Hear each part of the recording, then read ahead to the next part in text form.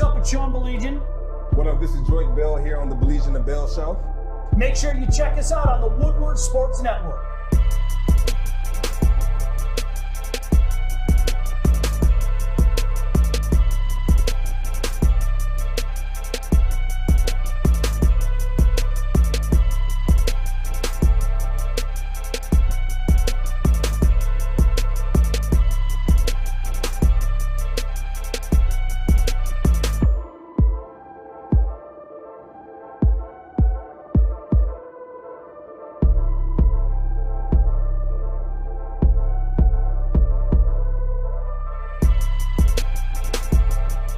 If you guys could only see what is going on behind the scenes here at Woodward Sports, like literally we just got everything ready, and like 10 seconds ago, Art's going like this. 5, 4, 3, 2. Well, hi, how are you? And we were ready. we were somehow, I like the activity around here. I literally just tweeted out the man, Terry Foster, in the house. And then it was like, hi, how are you? Everything well? So let me repeat that. The man, Terry Foster, in the house. What's up, T-Foster? Well, I'm just, happy to be here as usual. Nothing much. Got to see that Tiger debacle, lost in the sun. I can't see the ball. Let me see. What else did they? Oh, they had 3 hits and a walk in 1 inning and didn't score. Tigers just it's a good time. throw it up. It's a good time, isn't it? Oh, You got a it's chance great to see time. your son, though? I got over to the see him. weekend? Yes, he is transitioning back home after his freshman year. So I brought a few things back, and it was good seeing him. But it's just weird. You can't grab him and hug him and throw him on the ground and stuff like this because, you have to treat him like a leopard because he's been with all these students for the last 4 months, and who knows? Yeah. That was such a weird year. Like when my son came back after his freshman year, it was like, he's an adult. The same rules don't apply as they did before. That's the way that we operated. Right. The only thing I told him is I said, hey, listen, can you give me a heads up if you're going to be out late? Just respect us and drop us a text. And I got to give the kid credit. He did. Because before I could just say, nah, you got to be back by a certain time. I mean, that's just the way it is. And I'm going to have to do that with Brandon because I know when I left for college, it was so hard coming back home because the old ladies who raised me, they put rules in. I said, no. I've been coming in at 3, 4 in the morning when I feel like it, and I wake up when I feel like it. I can't have rules now. So when I came back home, it was miserable. So maybe we won't do the rules, but we'll do the can you respect us and just let us know where you are. That's it worked out. So they kept the rules for you? Yeah. Oh, that would have been tough, dude. They're old school. Yeah. It was so rough, and I can't take this. Yeah. It was funny.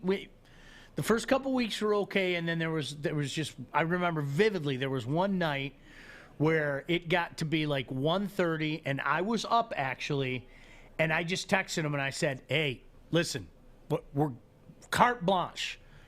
Text us and tell us where you're at. What time, general vicinity, you're going to be home. And he was like, I'm so sorry, Dad. You're right. That's the least I could do. Never had a problem after that. Got to give him credit. Just tell me you're alive. That's all I want to know. Yeah. I don't care breathing? what you're doing. Are you alive?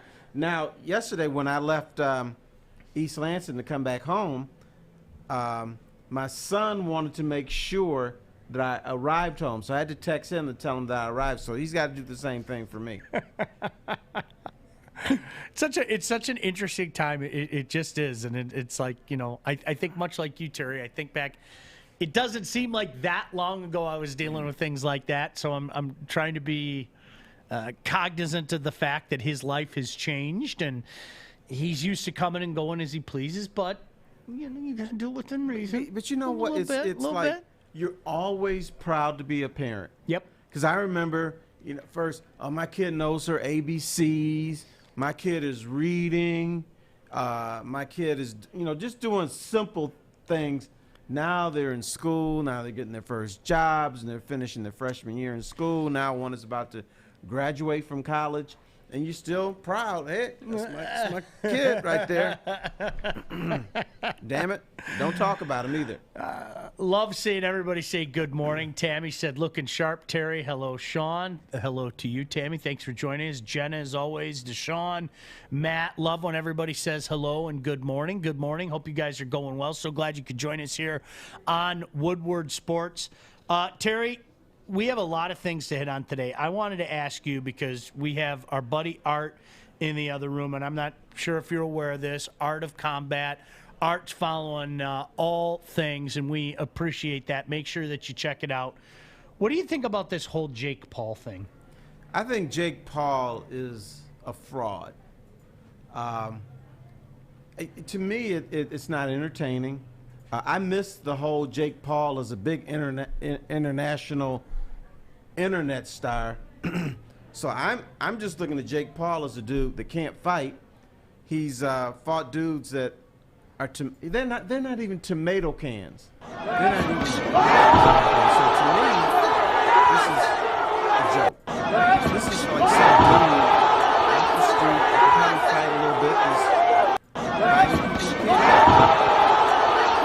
I'm telling you, Terry, you pretty much said the exact same way that I feel. I don't know what an influencer is. I don't care to know what an influencer is. I don't know who this guy is. And quite frankly, I've heard so much about him that I'm not going to lie to you. I'm that guy. I'm hoping that one of these days, one of these tomato cans that they put in front of him beats the piss out of him. You know who would? So it can all go away. You know who would beat the shit out of him? Who's that? Clarissa Shields. Oh, would that be would fun? Kick his ass. Oh, would that be fun? Yes. Oh, it'd be, and she would, and she would. Make no mistake about. Art, how do you explain this whole Jake Paul thing? Because listen, I'll tell you point blank. We probably sound like the old dudes up here. No, you guys. We are the old dudes. Because we are the old dudes up here. That's what we are. We're being old dudes, but old dudes want to be entertained. Old dudes like quality stuff. Yep. I think it's a car crash. You can't look away. You know, Adam and I were having a conversation, and I'll pull up the graphic. 1.3 million pay-per-view buys is most in the UFC in 2020 as far as peak and everything. The thing is it's an enigma right now. Like, people are obsessed with it, but if the kid was to actually face someone other than Ben Askren or Nate Robinson, he would get absolutely starched. Okay, how much was this fight? I streamed it illegally, but it was $50. Oh, wow. Yeah. There's no way I was paid. And they had concerts, Doja Cat was performing for 3 hours, and Snoop Dogg was getting everyone high. I think it's the spectacle, it's the circus. People want to see the circus. All right, let me ask you. How about real boxers? Everybody think about that? It makes me sad, Terry, because we grew up in an era. I couldn't wait for the big fights. I mean, I still remember dates and things like that. You know, right. When Ray and Roberto Duran got together the first time, it was the beginning of summer, and it was just yeah, that's what I'm talking about. Sugar Ray Leonard and Roberto Duran are getting together. I mean, it was. Let me say, I got 50 extra bucks in my pocket. Do Jake Paul or Sugar Ray Leonard and Roberto? I'd rather watch Sugar Ray Leonard and Roberto Duran now. Now, absolutely now. And is Roberto dead? No, I don't think He's so. still alive? All right, hold on. Even if he were dead, I would still want to watch that fight more than Jake Paul. All right, talk amongst yourselves. Now I have to look that up just to be 100% sure.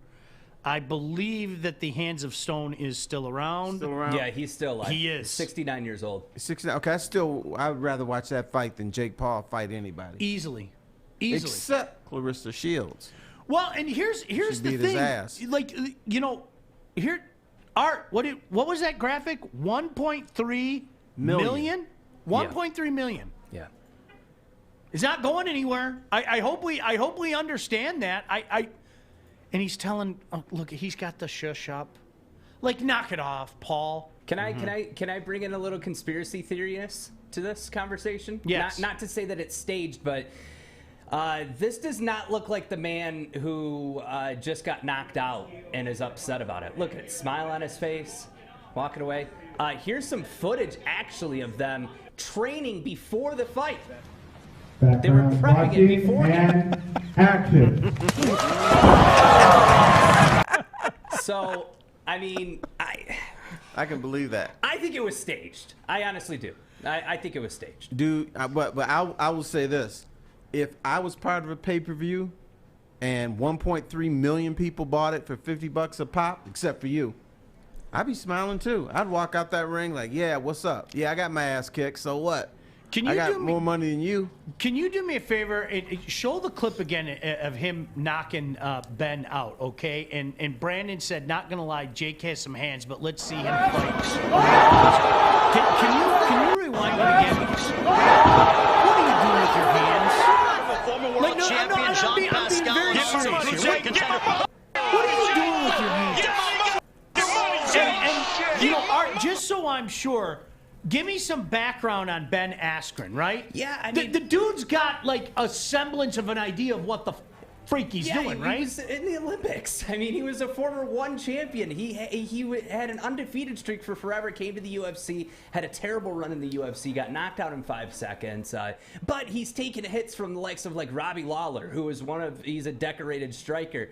Here's the thing, is that, do I think it was a payday for Ben Askren? Absolutely. He made like $500K just to show up. I give him props for that. That's notable, considering he was retired before all this. He had hip surgery. But Jake Paul needs to fight an actual fighter now. Not someone who... Is it ever going to happen? I hope and pray he faces someone like Dustin Poirier. Okay, I'm going to be old man again. Let's go. Let's quote one of my favorite old men, P.T. Barnum. Sucker born every minute. You got it. Yep. And if you bought this, sucker. You're a sucker, man. I love what Mark said. There was actual UFC fights, and there was a boxing match on Saturday. Superbad had a draw, by the way, in case you missed it. He was on the show with us last week. He had a draw. But Mark continues, yet all people talk about was this clown show. Well, and let me make it clear, the Art of Combat will be live today at 1:15, and we will spend about 0.5 seconds talking about Ben Askren and Jake Paul. We will be talking about Robert Whittaker and Kevin Gastelum, which was a real fight that happened on Saturday in the UFC Octagon. Now, is this Jake Paul thing just something that the young people are falling for? Like, nobody in their 70s or 80s are going, yeah, Jake Paul, let's go, brother. Art, is that the best way to say it? You know, because you know what I get? Like, my son and his friends kind of give me the, yeah, whatever, old man. Because I'm doing the, gosh, I wish I was 25 years old because I would love to get in the ring with that SOB. Yeah, whatever, old man, and all that. He still could probably kick our ass. He probably could kick our ass. But we're not ready to go into the ring. If you get on skates, I'd beat the piss out of him. I'd have his jersey over his head so quick, I'd be loading him up. But no, look, all jokes aside, okay. Like Art, are people falling for this? Like, this is... Yeah, it's a circus. I mean, the thing is I would be a fool to say that I didn't watch. Like, yes, I watched, but when you're driving down the road on the highway and you see a car crash, you look. That's what it is. Were you entertained? I was entertained in the shit show. I mean, Oscar De La Hoya was 3 sheets to the wind. Snoop Dogg, Mario Lopez. Like, the commentary team was quite possibly the worst commentary team ever assembled. Ever. You could have gotten 4 Helen Kellers to form a better sentence together. Jeez. It was bad. It was bad. Let's go to the aquarium and check in with the one, the only Fish. Hi, Fish. Fish bought it. Yeah, I watched it. It was, it was kind of what I expected Jake Paul to win. His brother, Logan Paul, was going to fight Floyd Mayweather back in February, and it got discontinued due to, I guess, contract negotiations. It's probably Logan Paul being a pussy. There would be a death Yes. if he fought Floyd Mayweather. Yes. Unless Floyd just didn't give a shit. So, Fish, you and your father, I met your father over the weekend. Great guy. I met Papa Fish. You guys, like, this is something you were interested in, Fish, or were you watching it more for the circus that Terry talked about? Probably the circus. I wasn't really watching it for the actual fight. Wow. I figured Jake Paul would win, but it was a fight. Were you rooting for this guy? You rooting against him? Or? I was kind of rooting against him. Okay. But you know the circus, the actual circus comes into town once a year. Barnum and Bailey's, and they've got circus Soleil if you want to go to Vegas or something. So they actually have circuses. You don't have to give this man your money. I'm just saying. Just an option. I would love to watch Floyd disassemble one of them. It would just be, almost like he did to McGregor. Did you guys watch that? I'm sure that you watched that, Art, right? But to me, McGregor actually stood a chance. Did you really think that, though? It was a good fight. Like, McGregor wasn't too terrible for being... He was not. That's correct. Yeah, it wasn't the worst performance. Let me rephrase it. It wasn't the worst performance, but there was no way in hell he was going to sit in that ring and give. It was almost like when Floyd decided to turn it on after disassembling him and being the most offensive fighter ever. It was almost like Floyd could have picked a time. That was my impression watching the fight. He did pick a time. It was the 10th round. Yeah. No, but I mean, if he decided, you know what, it's the 7th round and I'm getting bored of this, I'm going to take him out. I got that feeling watching the fight the entire time. But that's the difference, though, is that McGregor is an actual professional fighter. You put Logan Paul or Jake Paul in there. And Fish had said that the bout was canceled. It was canceled. It was supposed to be Logan Paul and Floyd Mayweather. But it was going to be an exhibition, which whenever you put that in, I automatically tune out. I tune out. Yeah. Because then it is a circus. It's I felt like a fool for falling for Floyd Mayweather and Manny Pacquiao. Oh. Two dudes over the hill. I mean... It was an all right fight, but I felt like a fool because I got into, I want to see Floyd beat his ass or Manny do his thing. So I got duped a few times, and I have to ask you, Terry, if you were in the same boat. But first, I know Fish wanted to chime in again from the aquarium. What's up, Fish? They're Logan Paul, Floyd Mayweather. They're looking at a new date, so they're still going to fight. It's going to be a new date, and Jake Paul has been going back and forth with Conor McGregor. So possibly, he thinks he can beat these people, by the way. Jake Paul's not lying when he says he thinks he can whoop McGregor's ass, Floyd Mayweather. So we'll see if it happens. Terry, I think we're dumb. We are. You know what? We should just go get our brains scrambled against somebody. Get $500,000 and can I do like sure, hey Jake Paul, I want to fight you. I think you're an ass. Let me fight you. Pay me $500,000. I can lay down like Ben did. I'll make it look as, you know what? Take a shot. I'll go down. You want to give me $500K? Absolutely. No, right. You actually got to fight. You just can't go down, buddy. You got to be a man. I think I'll take a swing at the son of a. I think from what I watched of Ben Askren, you would do better than him. Just saying. Do you know what though, Terry? And I'm being honest here, okay? Every time Tyson fought, okay, you knew damn well what you were going to buy after like McNeely and then the first. I had to do it every time I knew that the Mike Tyson of the late 80s and the early 90s was over. It was gone. It was never coming back. But if I must call myself out, every time Mike Tyson fought and he talked about eating children and things like that, my buddies and we bought knowing full well it was going to be a circus. Well, he was a sideshow. Yep. But you always thought maybe the old guy's going to return. Maybe the old Mike Tyson's going to come back like a lion and kill somebody in the ring. So you had to watch. And by the way, I'm ashamed to say I saw Mike Tyson and Peter McNeely live in Vegas. Now, it was for work, but I was there.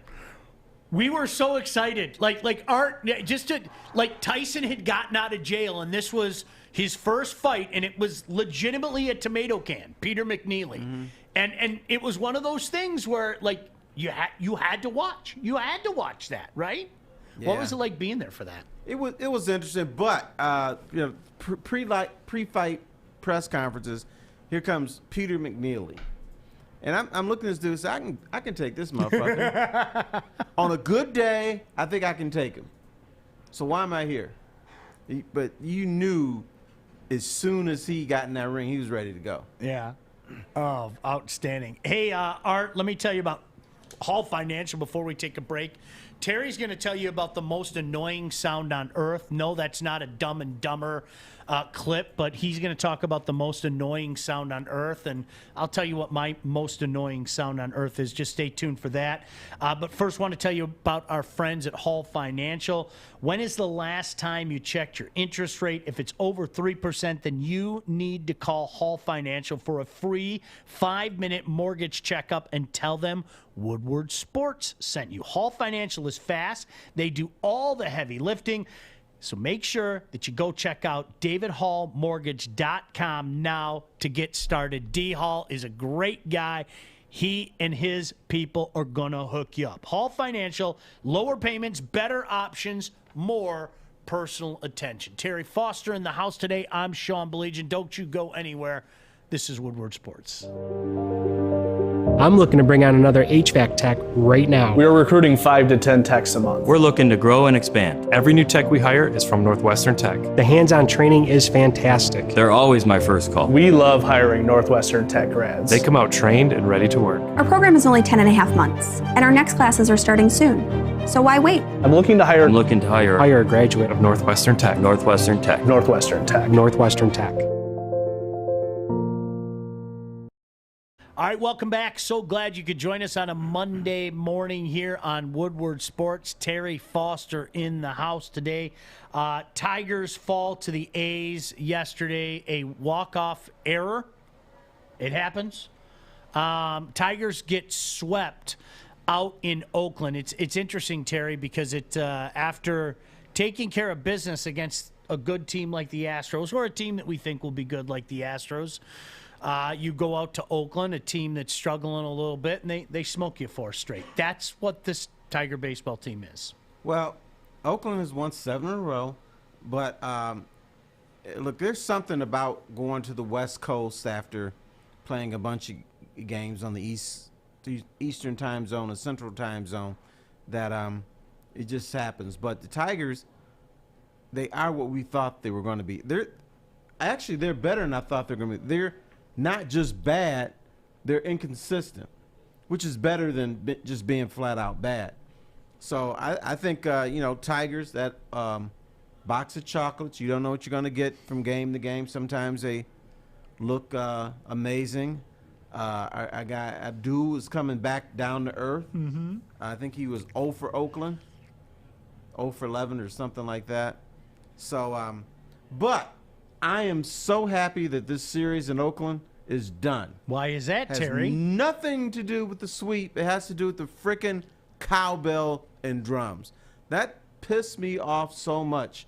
I couldn't take it anymore. That cowbell, boom, boom, boom, boom, and the drums and everything. I thought we got rid of that with the Cleveland Indians. I couldn't stand that with the drums and everything.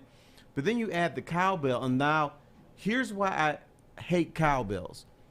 My daughter used to play soccer, and now and then, I mean, you play most of your games against people in Metropolitan Detroit.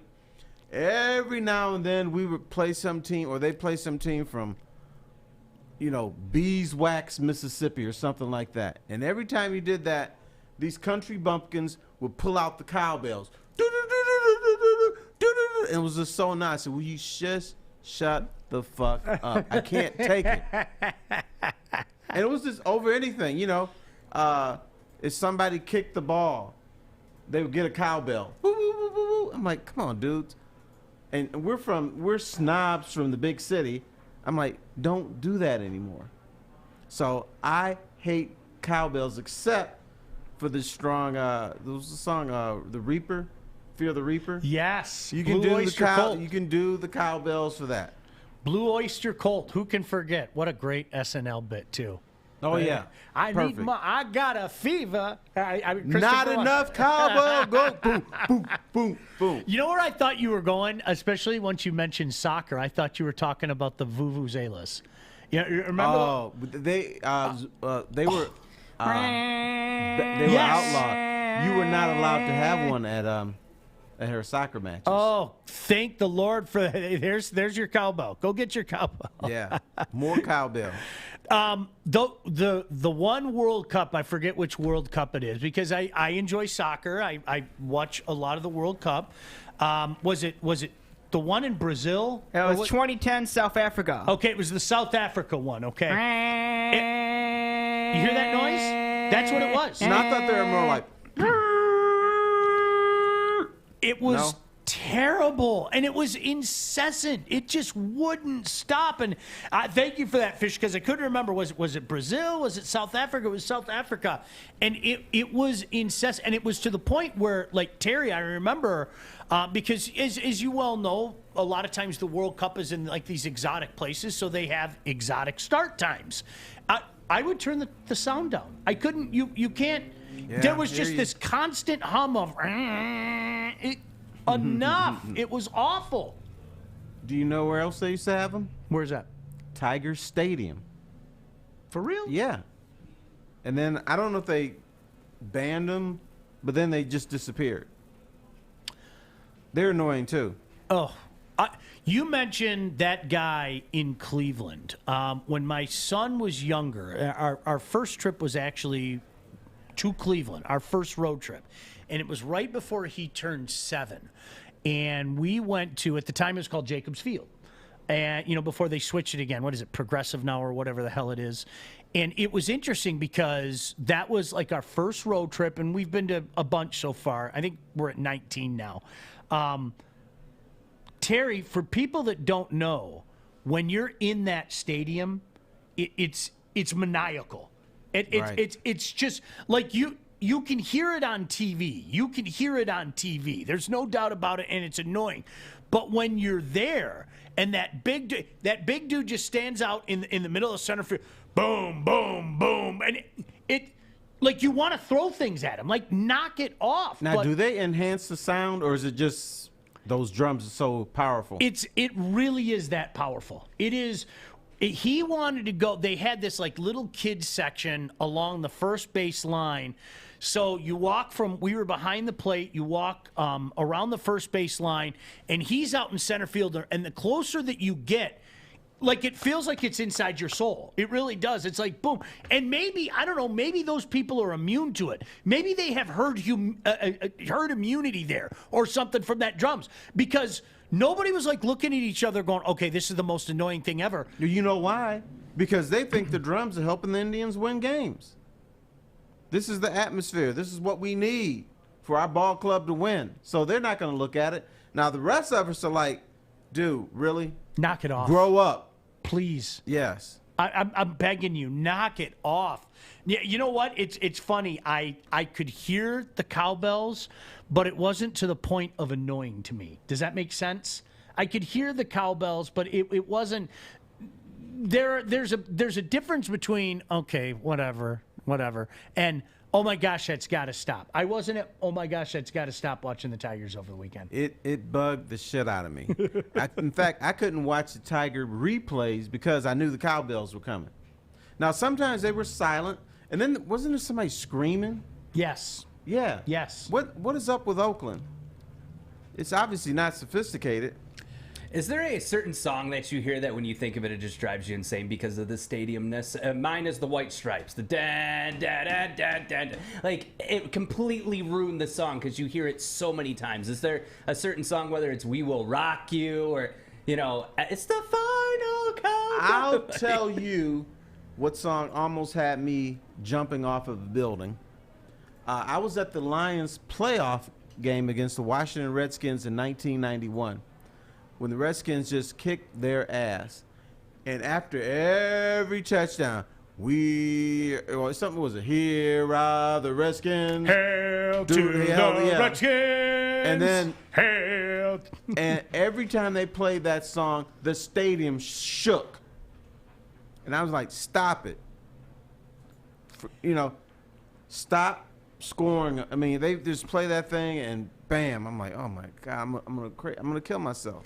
He's not exaggerating either. The old stadium where the Washington Redskins played, RFK. Yes, it shook. moved. It moved. If that's not, and if and you I mean don't, like this. No, yeah. If you don't believe me, you can go look it up online. It moved. The stadium moved. It was the most disconcerting. I remember watching it on television and feeling disconcerted.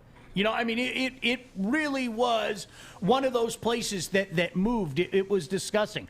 Art, to answer your question, that little noise from Jay Giles' centerfold. For whatever reason, people play that at stadiums.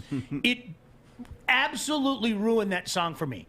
Now, I don't know how that became synonymous with being at a stadium, but whatever, I don't even know what instrument that is. Maybe it's the harmonica player, Magic Dick. I don't know. That's really the man's name. Yes. His name is Magic Dick. Maybe Magic Dick was doing magical dick things. I don't know. But that they would play that at Comerica, especially like when the Tigers started to get good, because we had season tickets. My son and I were down there all the time, and and it was like, why are you playing this? There's nothing like. No, this doesn't do anything for me. Not a song, but I tell you, used to annoy me.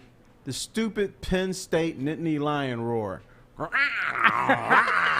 And it would just echo over the stadium and over the valley. I mean, when they played that thing, you could hear it like 2 or 3 times. I'm like, oh, how did that go, Terry? Yeah, how did it go, Terry? I couldn't stand that thing. All right, some people are throwing out some suggestions. There's some great suggestions out there. Kenny's got one. Tammy, you mentioned one that I'll get to it in just a second. So glad you could join us. He's Terry Foster. I'm Sean Baligian. So glad you could join us on a Monday morning right here on Woodward Sports.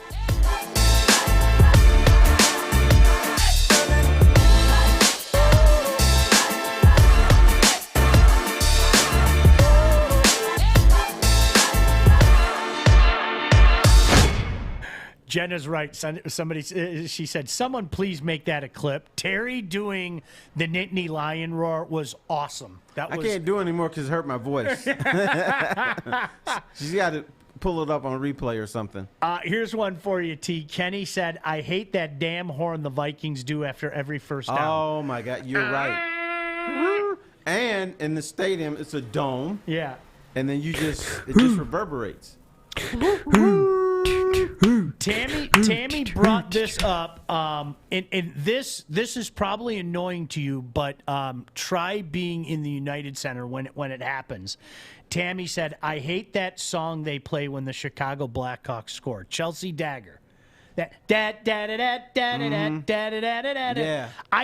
They've been doing it for so long now. I mean, congratulations to them. They've made it synonymous with the Chicago Blackhawks. But, like, if you think it's annoying in person, or excuse me, on television, try being in Chicago Stadium seeing a game. Like, right before COVID hit last year. I'm going to be the bad guy. I actually like that song. Do you really? I like when they play it. Yeah, it's like it's taunting the opponent, and then everybody's dun, dun, dun, dun, dun, it dun, really, dun, dun, no, dun. it is. It's right before COVID hit last year. I went and visited my son, and on a Friday night, we went to the Blackhawks game. And on Saturday, we went to DePaul, Georgetown, as a matter of fact. And it was funny because we were at that game, and, you know, okay, we're in Chicago, so let's root for the home team because I think they're playing the Predators or whatever. But as soon as that song starts, Terry, they all start dancing, and it really is like, nah, nah, nah, nah, nah, nah, nah, nah, nah, nah. It is. It's almost like that. That's their song to taunt the Predators and their fan base and everything. Oh, it's annoying as sin to me. I also like, and I can't do the, but the music they used to, they still do. They introduced the Chicago Bulls too. Oh, isn't that a song by Europe as well? Yeah. What's the name of that damn song? You know that song, the Chicago? I should know that. Somebody help us out. What's the name of that damn song that they do that to? I don't know, but I kind of liked it. And when they introduced Michael Jordan, you could never hear his name. It was so loud. Yeah. And you can hear it in the United Center, but in Chicago Stadium, you could never hear his name. You know, it's funny, Fish. I know what a football guy you are, soccer guy you are. In Montreal, they started that ole, ole, ole thing. They would chant at ole, ole, ole, ole. That should be reserved for soccer. I don't like that. How that happened there, I don't know. But then it got so annoying because it would continue for like 2 minutes after the goal. And I mean, it was annoying as sin. Did you find the name of that song? There is a song titled "Serious." Is that what you guys are talking? That's the Chicago Bulls theme. Okay, that's got to be. The Alan Parsons Project had a. Oh, is it really Alan Parsons Project? Wow. Yeah. No kidding. Sirius and the Eye in the Sky. That supposedly is the Chicago Bulls theme song. That was, Terry, you were pretty close to this, but back in the day when the Final Countdown played, it was, I'm sure it annoyed every other fan in every other city. Plus, they added to it. Yeah. They added, like, yeah. And so, so they added, like, little sound effects, too, because that's what the Pistons do. So, yeah, I'm sure it did. Back in the, like when I was, when the Palace really first opened and everything, and going there, and if you didn't get hyped up during the announcement, what is it? The announcement, is that the best way to say it? The introduction, player introduction. If you didn't get hyped up, you didn't have a heartbeat in your chest. Right. That was part of the game day thing. It revved up the crowd. Yep. Everybody knew it was coming. Now, I'm going to take you back. Here, I'm just going to be an old guy. I don't give a shit. Do you know what song they used to play at Cobo Arena for the Pistons when the Pistons were bringing the ball up the court? And I wish they'd bring it back. I saw them one time at Cobo Arena against Mark Eaton in the Utah Jazz. I had to throw that in just for you, Terry, but no, I don't remember. Benny and the Jets. No kidding. Yeah. Elton John. No shit. Yeah. It Wow. just sounded, I don't know why, but it just sounded appropriate at the time. They'd bring the ball up the court and they'd dribble the ball and they go doom, doom, doom, doom, doom, doom, doom, doom, doom. So I like that. I wish they'd bring up Pistons, bring back Benny and the Jets. The Final Countdown was voted the worst songs played at sporting events. Number 2, All Star by Smash Mouth. Oh, it's terrible. Yep. It's terrible. With a little help from my friends is on the list as well, which I don't think I've ever heard that at a stadium ever. And how's that rev up a crowd? And you know me, don't diss the Beatles. Right. You can diss a lot of things in life. Don't diss the Beatles. YMCA is on the list as Terrible. well. That sucks. Terrible. Space Jam. Get ready for this. Tequila. And Who Let the Dogs Out rounds out the top 10 worst songs played at sporting I haven't events. heard that in years, though. I think that had a shelf life. I really do. Like Who Let the Dogs Out? I think that had a shelf life. It did. Tammy said, I miss the Palace. It was the best place to watch the Pistons play. Terry, I've said this before. I was at Game 7 against the Nets in 2004. I'll never forget that noise as long as I live. I mean, it was headache inducing. It was like, because if you remember, I think a lot of people thought, well, they blew their chance and they're going to go lose, and they won in New Jersey to bring the series back. I'll never forget how loud it was in that building that day. For whatever reason, it was funny. I brought that up to Rip, and Rip was like, yeah, I was pretty hyped that day. We felt that. It seemed like it was louder to me than even the conference finals against Indiana or the NBA finals against the Lakers. It was ear-splitting. I'll never forget that. That place could get so loud. And who am I talking to? I think you know that a little bit better than me. Yeah, I used to get a headache writing. Yeah. Because we had to write our stories in the noise and everything. And I always felt I was at a rock concert when I was at the Palace. And then there was just happened, we're going to play some basketball, too, amongst this rock concert. But it was pretty cool, though. Now, you bring up the soundtrack and everything and some of the songs that play. At Joe Louis Arena, I think they were stuck in, like, 1975 for probably 25 years. I mean, they played every song you can think of from the mid-'70s. So when you brought up Benny and the Jets, it reminded me. I mean, the Red Wing in-house music forever was like stuck in 1975. It was incredible how. I mean, they've been 30 Days in the Hole. I mean, there were so many, like, kind of that rock genre from the 70s. It just seemed like they played those songs all the time in the show. Probably they did that because they played in a bad arena. To me, and I always get in trouble when I say this because people say, I love Joe Louis Arena. No, you love the memories of Joe Louis Arena. That piece of crap that they built down there, dump. For what that team was about and what the fans were about, you deserve better. Joe Louis Arena had to be one of the worst arenas I ever stepped foot in. Dump. It smelled.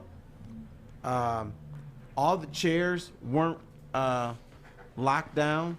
So if you got up quickly, your chair might move.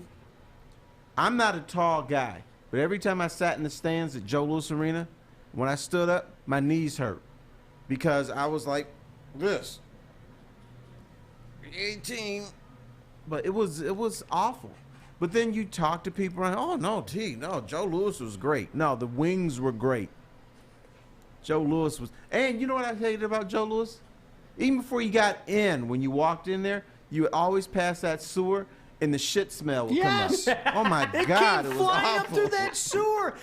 There was no place to hang around there. It was, I mean, Terry, I'm with you. We never had this conversation before.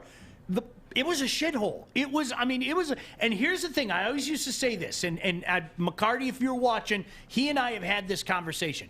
You will never catch a Red Wing player publicly look in a camera and talk about how much they hated that place. You're never going to find a Red Wing player to say that, okay? If you ask them privately, okay, they would go to these beautiful new arenas, whether it be down in Tampa, whether it be down in Dallas. They would see these beautiful arenas and these beautiful locker rooms and go, what the hell? We are one of the premier franchises, right, if not the premier franchise of the NHL, and we're stuck in this shithole. You'd never find a guy say that publicly, ever. Trust me when I say this, just about every player that I talked to said that off the record. And that's just, it was a dump. It was time to move. And Terry, I say this, people get mad at me.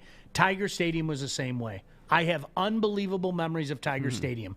That place should have been condemned. You know, Bo said rusty girders and all that stuff. Do you remember that walkway? Okay, I know you do. I hadn't been in the media long, but that walkway to get to the press box that moved. The one that you felt you were going to die every time you walked across? It was like, it wasn't a walkway, it was a plank. Yes, it was a plank. It was. And you had to walk, and then you looked down, I'm like, oh man, I could kill myself. Yes. Right. Had to go. No other way to say it. The place had to go. Great memories. I'll love them forever. I'll always remember making that walk. It seemed like you walked like uphill to get to the field level to see that beautiful view at Tiger Stadium, and it really was that beautiful. And holding my dad's hand and all that stuff. It was a crap hole. It had to go. Right. And that memory lasted one game. Yep. You're a kid, and oh, this is great. And then that was it. It was a dump after that. Yep. Then they tried to build a food court in there. Do you remember that? With bad food. It was terrible. And they just stuck. It was like the food court was made out of cardboard. Yeah. I'm like, dudes, what are you trying to do? Facing Michigan. Remember, you could see it. You could see it facing Michigan. It was terrible, absolutely terrible. And then you ever go to the visitors' locker room? No, I never did. You walk out of the visitors' locker room, you take 2 steps, and you're on Michigan Avenue. And then bums off the street would just walk in, go into the locker room. It was just, Tiger Stadium was a dump. It was a dump. You know what? It was funny. One of the guys, who was it a few weeks ago? One of the guys here at Woodward posted this video that they found on YouTube. Somebody must have had a home camera or something, and they were walking around Tiger Stadium in the early 90s. And Terry, it was fascinating to see it because, it's in your mind, but you're watching the video and you're going, yeah, that's what I remember and everything. The first thing that came up to me as I was watching that video, though, the first sense to kick in was my nose. And you know what I smelled boiled hot dogs, I smelled piss, and I smelled a baseball field. That was stale popcorn. And stale popcorn. Yeah. Popcorn was not fresh. And spilled beer. There was some spilled beer like way off in the. But that's what Tiger Stadium smelled like. All those things: stale popcorn, boiled hot dogs, piss from those damn troughs, and some beer back in the distance. That was Tiger Stadium. I tell you what else sucked there. The boiled hot dogs were awful. Terrible. Those are the only ones you could get in the stand. Yep. And the guy would carry like a little popsicle stick and put your little sliver of mustard and give it to you. Yep. And it was nasty. Never cooked. Never. You knew damn well you were going to eat into a half raw hot dog. Never cooked, but your lazy ass didn't want to walk downstairs and wait in the longest lines in the history of man. To get the grilled hot dogs. To get the grilled hot dogs. You know who else tried to kill us? Who's that? tried to kill the media? The Detroit Lions. Which time? Speaking of bad hot dogs, they used to give us those death dogs at halftime. With the coney? With the coney. First of all, the death dog was never cooked all the way, and the chili was cold. They were trying to kill the media. And if I bring it up, well, at least you got something to eat. So I would have rather eaten gone to the stands. I had a better shot. A few years ago, if you remember, true story, they brought in like the natural casing, like real coney dogs for it was like a year. And I was like, all right, this is it. And then it disappeared again. Probably because it costs an extra 20 cents or something like that. We have to go to break, but I want to talk about good stadium food because I have a theory about this. I think that there is a venue right now that actually has good stadium food, and I want to talk about it. I'd like to see who it is. I would love to hear who it is as well. Glad you could join us. Terry Foster in the house, always looking stylish. Glad you are with us as well on a Monday morning on Woodward Sports. Hi, I'm David Hall from Hall Financial. And at Hall Financial, we treat our clients like family. And our number one priority is giving each of our clients 5-star service. Our passion for 5-star service, combined with our expertise, allows us to find the best possible solution for refinancing your home loan. We take the time to focus on both the individual and the numbers. We're going to walk you through the process and close your loan in half the time of our competition. Go to davidhallmortgage.com today. Back in, so glad you could join us. He's Terry Foster. I'm Sean Baligian. I love when Corey with a K comes running in because it's usually I have something to tell you guys. So if Corey with a K, you have to turn on your mic, by all means, come in and turn on your mic. How you doing, Corey? Mr. Breaking News. What's up, man? What up? I mean, I gotta come give y'all some information. So just now, you never come to see us and say hi. You always got to have some little sneaky stuff. So tell us what it is. I'm gonna talk to you later. But no, Alex Smith just announced his retirement on Instagram. God bless he's walking away from football after 16 years in the league. God bless him. God bless him. I still cannot believe he came back last year. I cannot. Yeah. I can't unsee those pictures. Remember when they showed the pictures of his leg? And his woman is telling him, "Don't come back." Yeah. I got enough money, baby. Don't do it. Go. Absolutely. Good for him. He proved he could come back. He came back. Go enjoy your life, dude. Walk. Go walk. Heal your leg, man. It took me 3 years to get my leg right. Like, come on, man. And that didn't happen. So get yourself healthy. You know what, Art? You asked a question before we went to the break. And by the way, thank you for this. Martez said, I love Sean and Terry together. Thank you. I agree. And it was something that was supposed to be about 20 years ago, but didn't happen, and that's okay. Yeah, let's not bring up that dirty thing. What we always do. Richard said Toledo Mud Hens have chicken and waffles. That's one of my favorite venues to go to. I'm serious. I love going down to Fifth Third. And Russell said the West Michigan Whitecaps. I've been out there. Great venue for a game. Great venue for a game out there. I did a story when I was writing for the news where I went to every minor league park in Michigan. Yeah? So, yes, it was pretty cool. We had the best time in Traverse City. With the now they're the cherry splitters or something. They're the cherry splitters, but what were they back then? They're the honeymooners, the beach bums, right? That I had the most fun there. Tammy said LCA has a great couple stands in the arena for food. They are not part of the stadium foods. My favorite is the street nachos, chicken, beef barbacoa. It's available at Taqueria, presented by Modelo. Way to go, Tammy. Get all those in there. I'll read them all for you. Bad girl. Upper Concourse, outside portals 25 and 26. LCA is awesome. It's a great venue. See, and that's what I was going to say. So I feel as though when you're paying those premium prices for a Little Caesars pizza, it tastes better. And there's something that they do, and maybe a spokesperson for Little Caesars Arena can correct me. I feel like they do something different with the ingredients of the pizzas that are made in the stadium, as opposed to if you were to go down the road and grab one. So no, you got to be. I think you're right because whenever you go, when I went to Joe Louis, and I said, man, this Little Caesars pizza tastes good. But is it because of the experience? Is that why, like, maybe nonchalantly you're like, yeah, I'll pay $12 for this pizza because it's the experience you get? I think they use a different cheese. I do too. They got to. It is okay. I'm gonna make it 3 for 3. I also worked at Little Caesars. Shout out to Mike. I know he's watching right now. What's up, Mike? Mike and I worked together, my buddy from the Smoke Show, at Little Caesars years ago. So in case you didn't know this, if you work at a place, I mean, you just go south on the place, right? I mean, right. You have it so much, and you go south. I had that thin crust at LCA.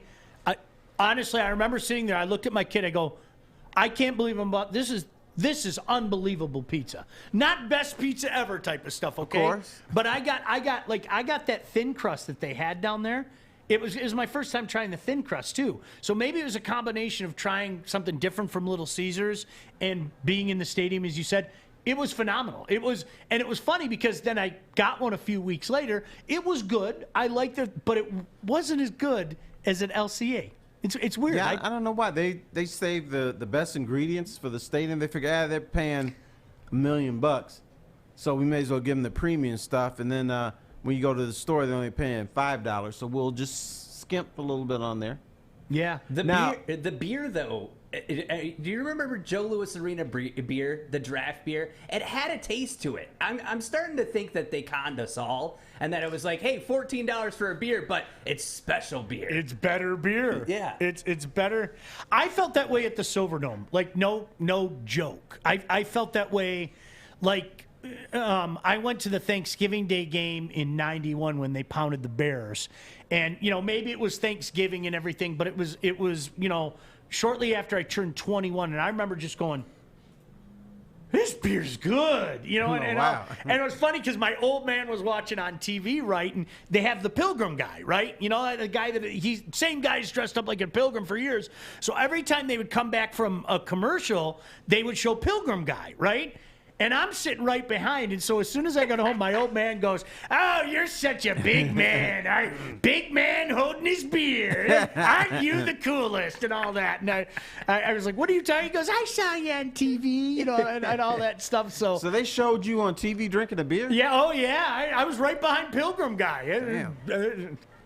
Doing all that and everything. So, no, but it tasted different at the Dome. I'm telling you, it's because that you're spending $14 for a beer, but I think it's the experience. I don't think just like the Little Caesars pizza, I don't think it's any different. I think it's just you're in a different environment. No, it is different. It is different. It is different, brother. I think it is. I think it's different. Because back in the day, when Caesars made their pizza, they didn't put cheese on every slice.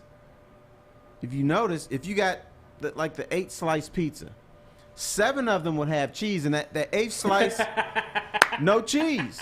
That's true. There was no cheese on it.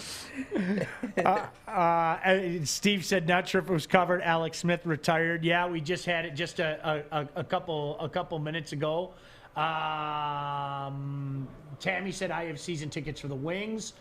My buddy Mike said, Silverdome, best Bloody Mary ever. I'm not a Bloody Mary guy, so I have to take his word for it. You know what? I didn't like anything at the Silverdome. The beer was good. I think it might also be that I was 21 and the lines were actually good that year.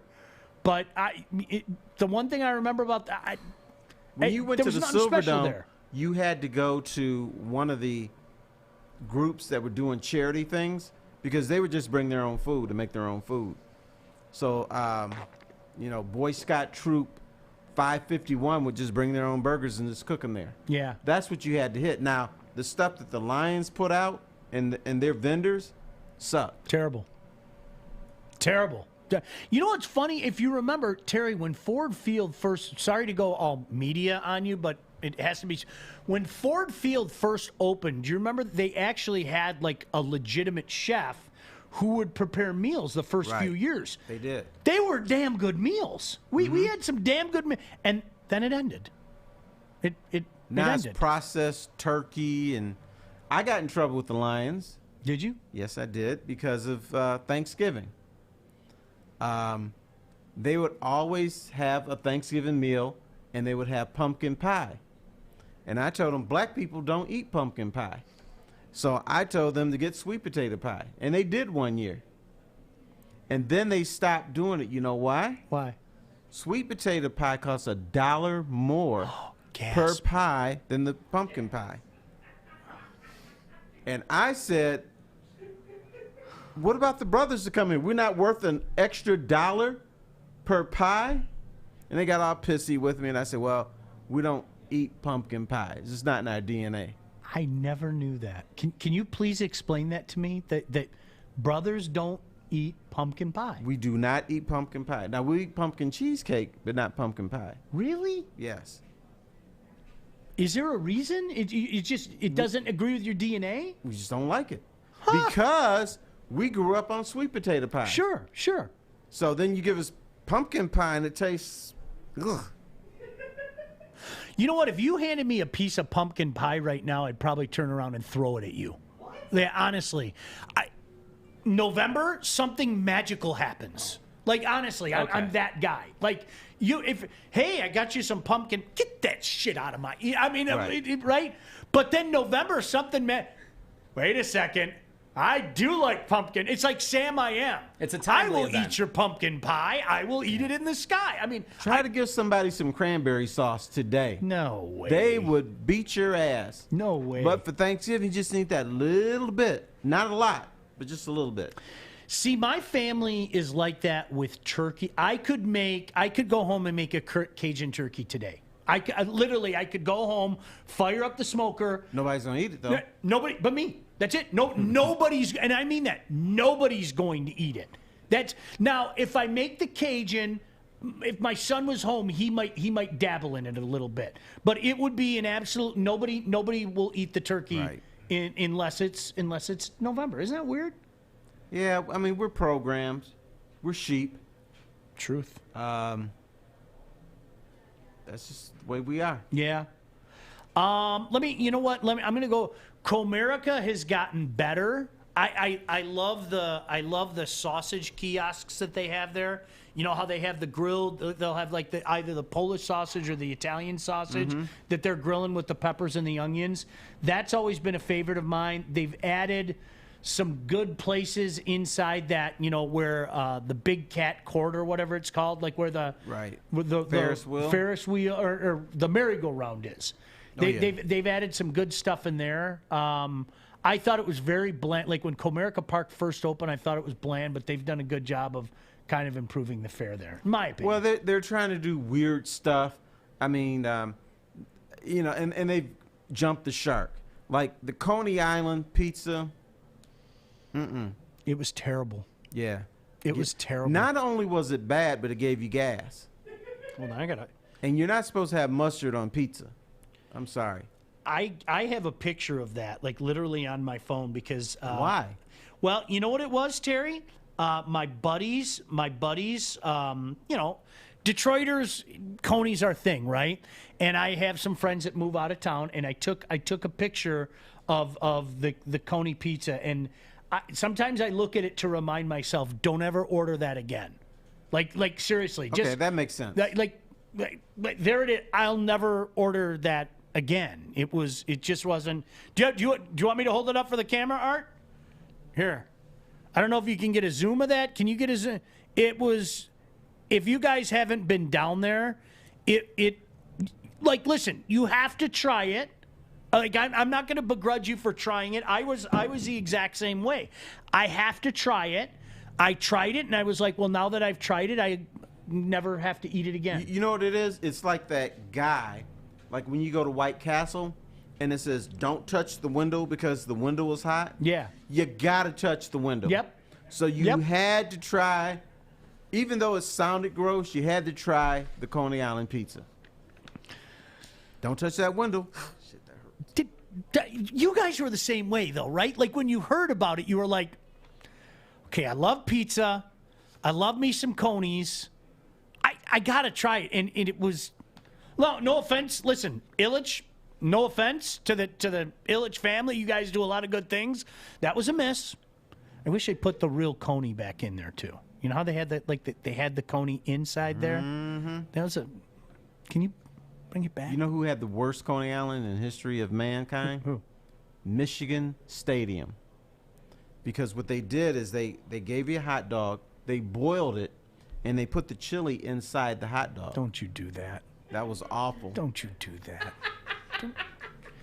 Hey, do you want to start a new career in an industry that is always essential, the heating and cooling industry? Well, you can learn more today by visiting northwesterntech.edu. Terry and I will continue to break down stadium fare everywhere. Once we start on this topic, you know the rest of the show's over, okay?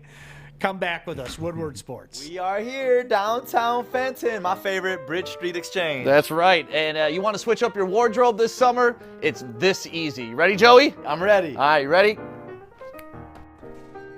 I like it. You want to do it again? Yeah, let's do it again. All right. Ooh, Brixton. Nice. One more time? Yes. Ooh, I like the hat on this one, too.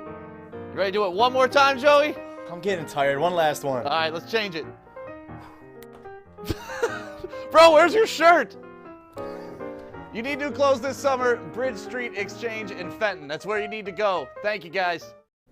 I'm the type of guy more often than not, if somebody tells me something, like no disrespect to you, T, but Terry, if you told me, listen, when you're at the Minnesota Twins game, because I hear their new stadium's awesome, like everybody said, got to go to the new stadium, opened a couple of years ago. Terry, I'm the type of person, if you said to me, listen to me, you got to go right behind right field. There is this place called Terry Foster's Ribs. Yes. They're the best ribs you ever have, okay? If like 10 people tell me that, chances are there's no way they're going to live up to that because I've built it up to be something in my mind. Does that make sense? It makes sense. Plus, I'm going to charge you $50 per slab at the stadium. And they will. There's no doubt. And like my entire experience at Wrigley Field has been like that. First, I heard it's the greatest stadium known to man. I mean, to the point where I thought that there would be angels with a plate of beer and brats waiting for me as soon as I walked in. So when I saw that they weren't there, it was kind of, it's a nice park, okay? But try the Chicago beef sandwich. Oh, you haven't lived. It was okay. Yeah, Chicago beef sandwich is overrated. It was. Would I order it again? Would I, if you bought me one, would I eat it? Yeah, but it was overrated. Is a good way. It was okay. Right. It was all right. I feel like your next venture should be like mass production barbecue food at stadiums. Okay. Like that's something that I was thinking off the top of my head. There's no place where you could get like I would want really good chicken wings while watching a football game or a hockey game. I can't think of a venue that has that. Now, what would people think if they saw me and you at like one of those little stands at Comerica Park throwing out beef brisket and pulled pork sliders?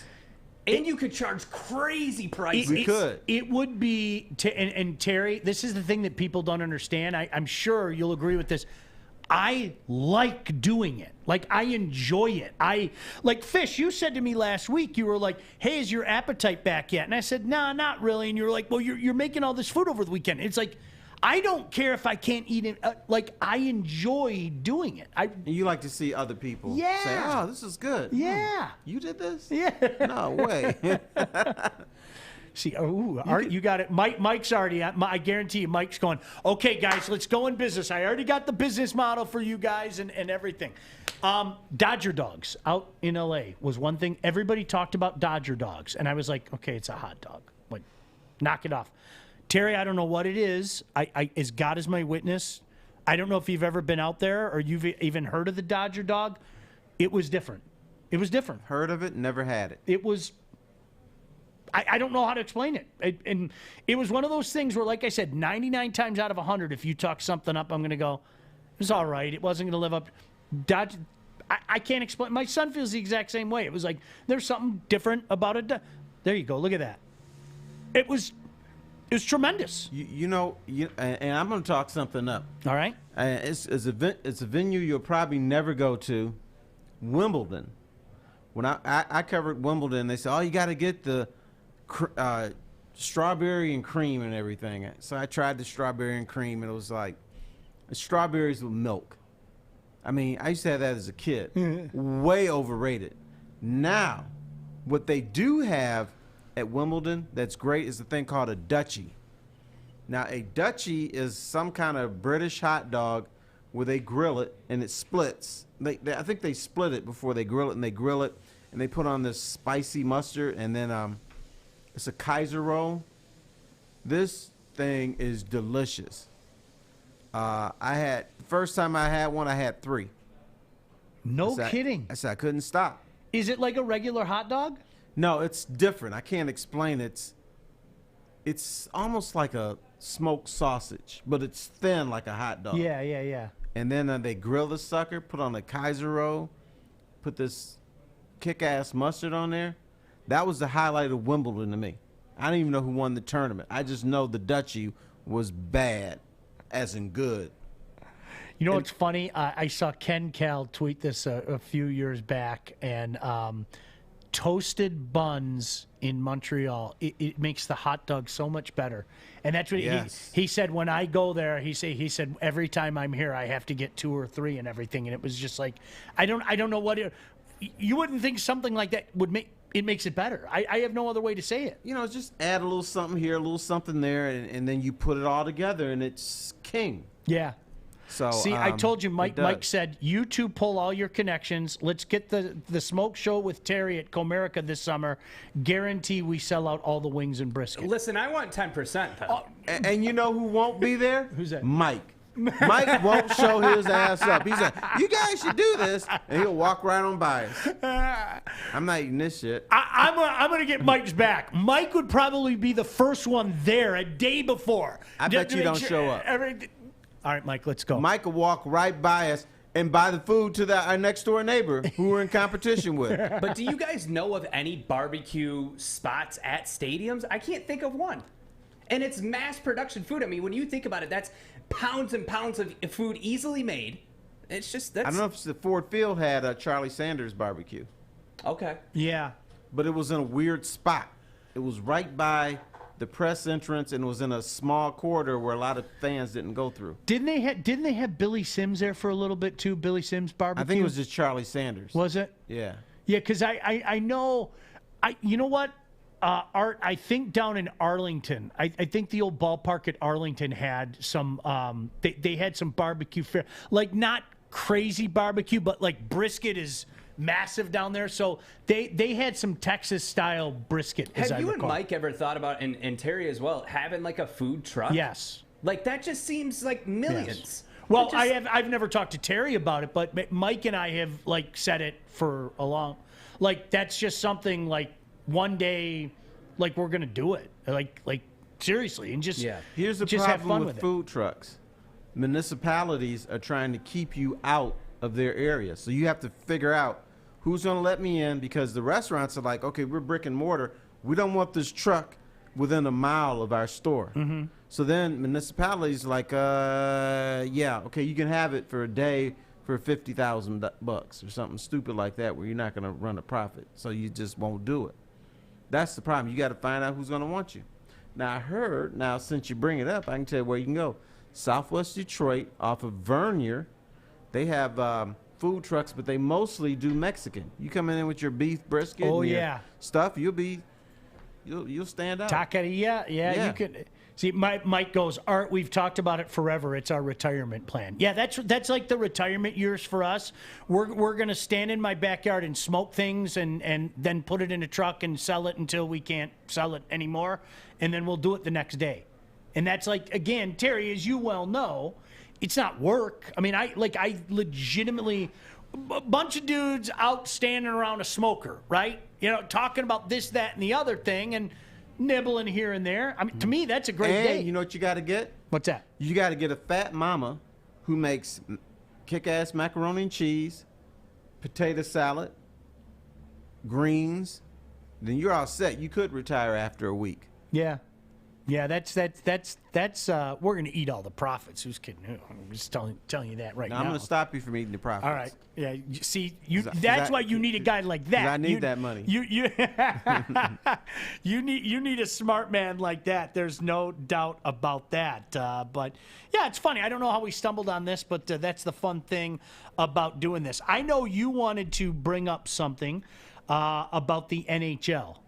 In case the Vancouver Canucks were basically quarantined, and there have been a couple teams quarantined this year, but it's interesting, especially at this late juncture of the season, Terry, the lengths they have to go to fill out the schedule. Yeah. It's ridiculous. They got to play 19 games in 32 games. Yep. 32 days, and that's nearly impossible because you got to throw in travel. You got to throw in some rest. I guess you don't practice. That's going to wear a team down. And they're even worried about if they do that, will that overextend the heart of well-conditioned athletes? That's how tough that is. And people don't understand that playing a professional game and that would be more than every other day. That's hard. It's difficult and it's almost impossible. But the thing I'm thinking, what they're getting criticized for that. But what choice does the NHL have? In sports, the show must go on. It's not just you. You got to worry about the other teams in Canada that you have to play. They have to fill out their schedule because if they don't play you, then you could have somebody winning the division because they played 75 games and somebody missing out because they only got to play 72. So in sports, the show must go on.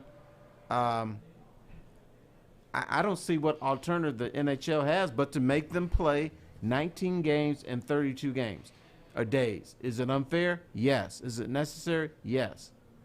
Do you know the way that I look at it? And if it makes me sound cruel and heartless, then so be it. Every one of you knew that there was the possibility of this happening. Everyone, every player on every team knew that there was the possibility of this happening. It sucks for you. My heart goes out to you. But look, this was going to happen, okay? Again, this is a virus. The virus doesn't play hide and seek. The virus is going to get you. At some point in time, chances are the virus is going to get you. Now, it's different with the vaccines and all of that. And, thankfully, people, it looks like it's going to protect people. But there was a really good chance that this was going to happen, Terry. And it's funny because the Canadians went through this like a month ago. And if you look at their schedule, it's insane. I watched it. They played Friday night, right? They played Friday night. Looked good Friday night. 7 o'clock game. Turn around, played the next day at 3 o'clock in the afternoon. You know what they look like? A team that just played a hockey game the night before. They were awful. I mean, and by the time the third period was on, dead. Absolutely dead. But you're absolutely right. Now think about this. And I think maybe it doesn't mean as much to people around here right now because the Wings aren't in it. Can you imagine if this was the late 90s or the aughts and the Red Wings were up here? We would be having talks like, well, what are we going to do? How are we going to make up games in hand? Are we going to have to look at win percentage? These are serious conversations. Right. And how pissed would people be if the Wings had to play 3 games in 3 days to get the number 1 seed? Yep. There'd be outrage around here. Could you imagine? Or the flip side to that is, whoa, wait a second. You're doing win percentage? Well, they should play those games. Screw win percentage. What happens if they go 1-1-1?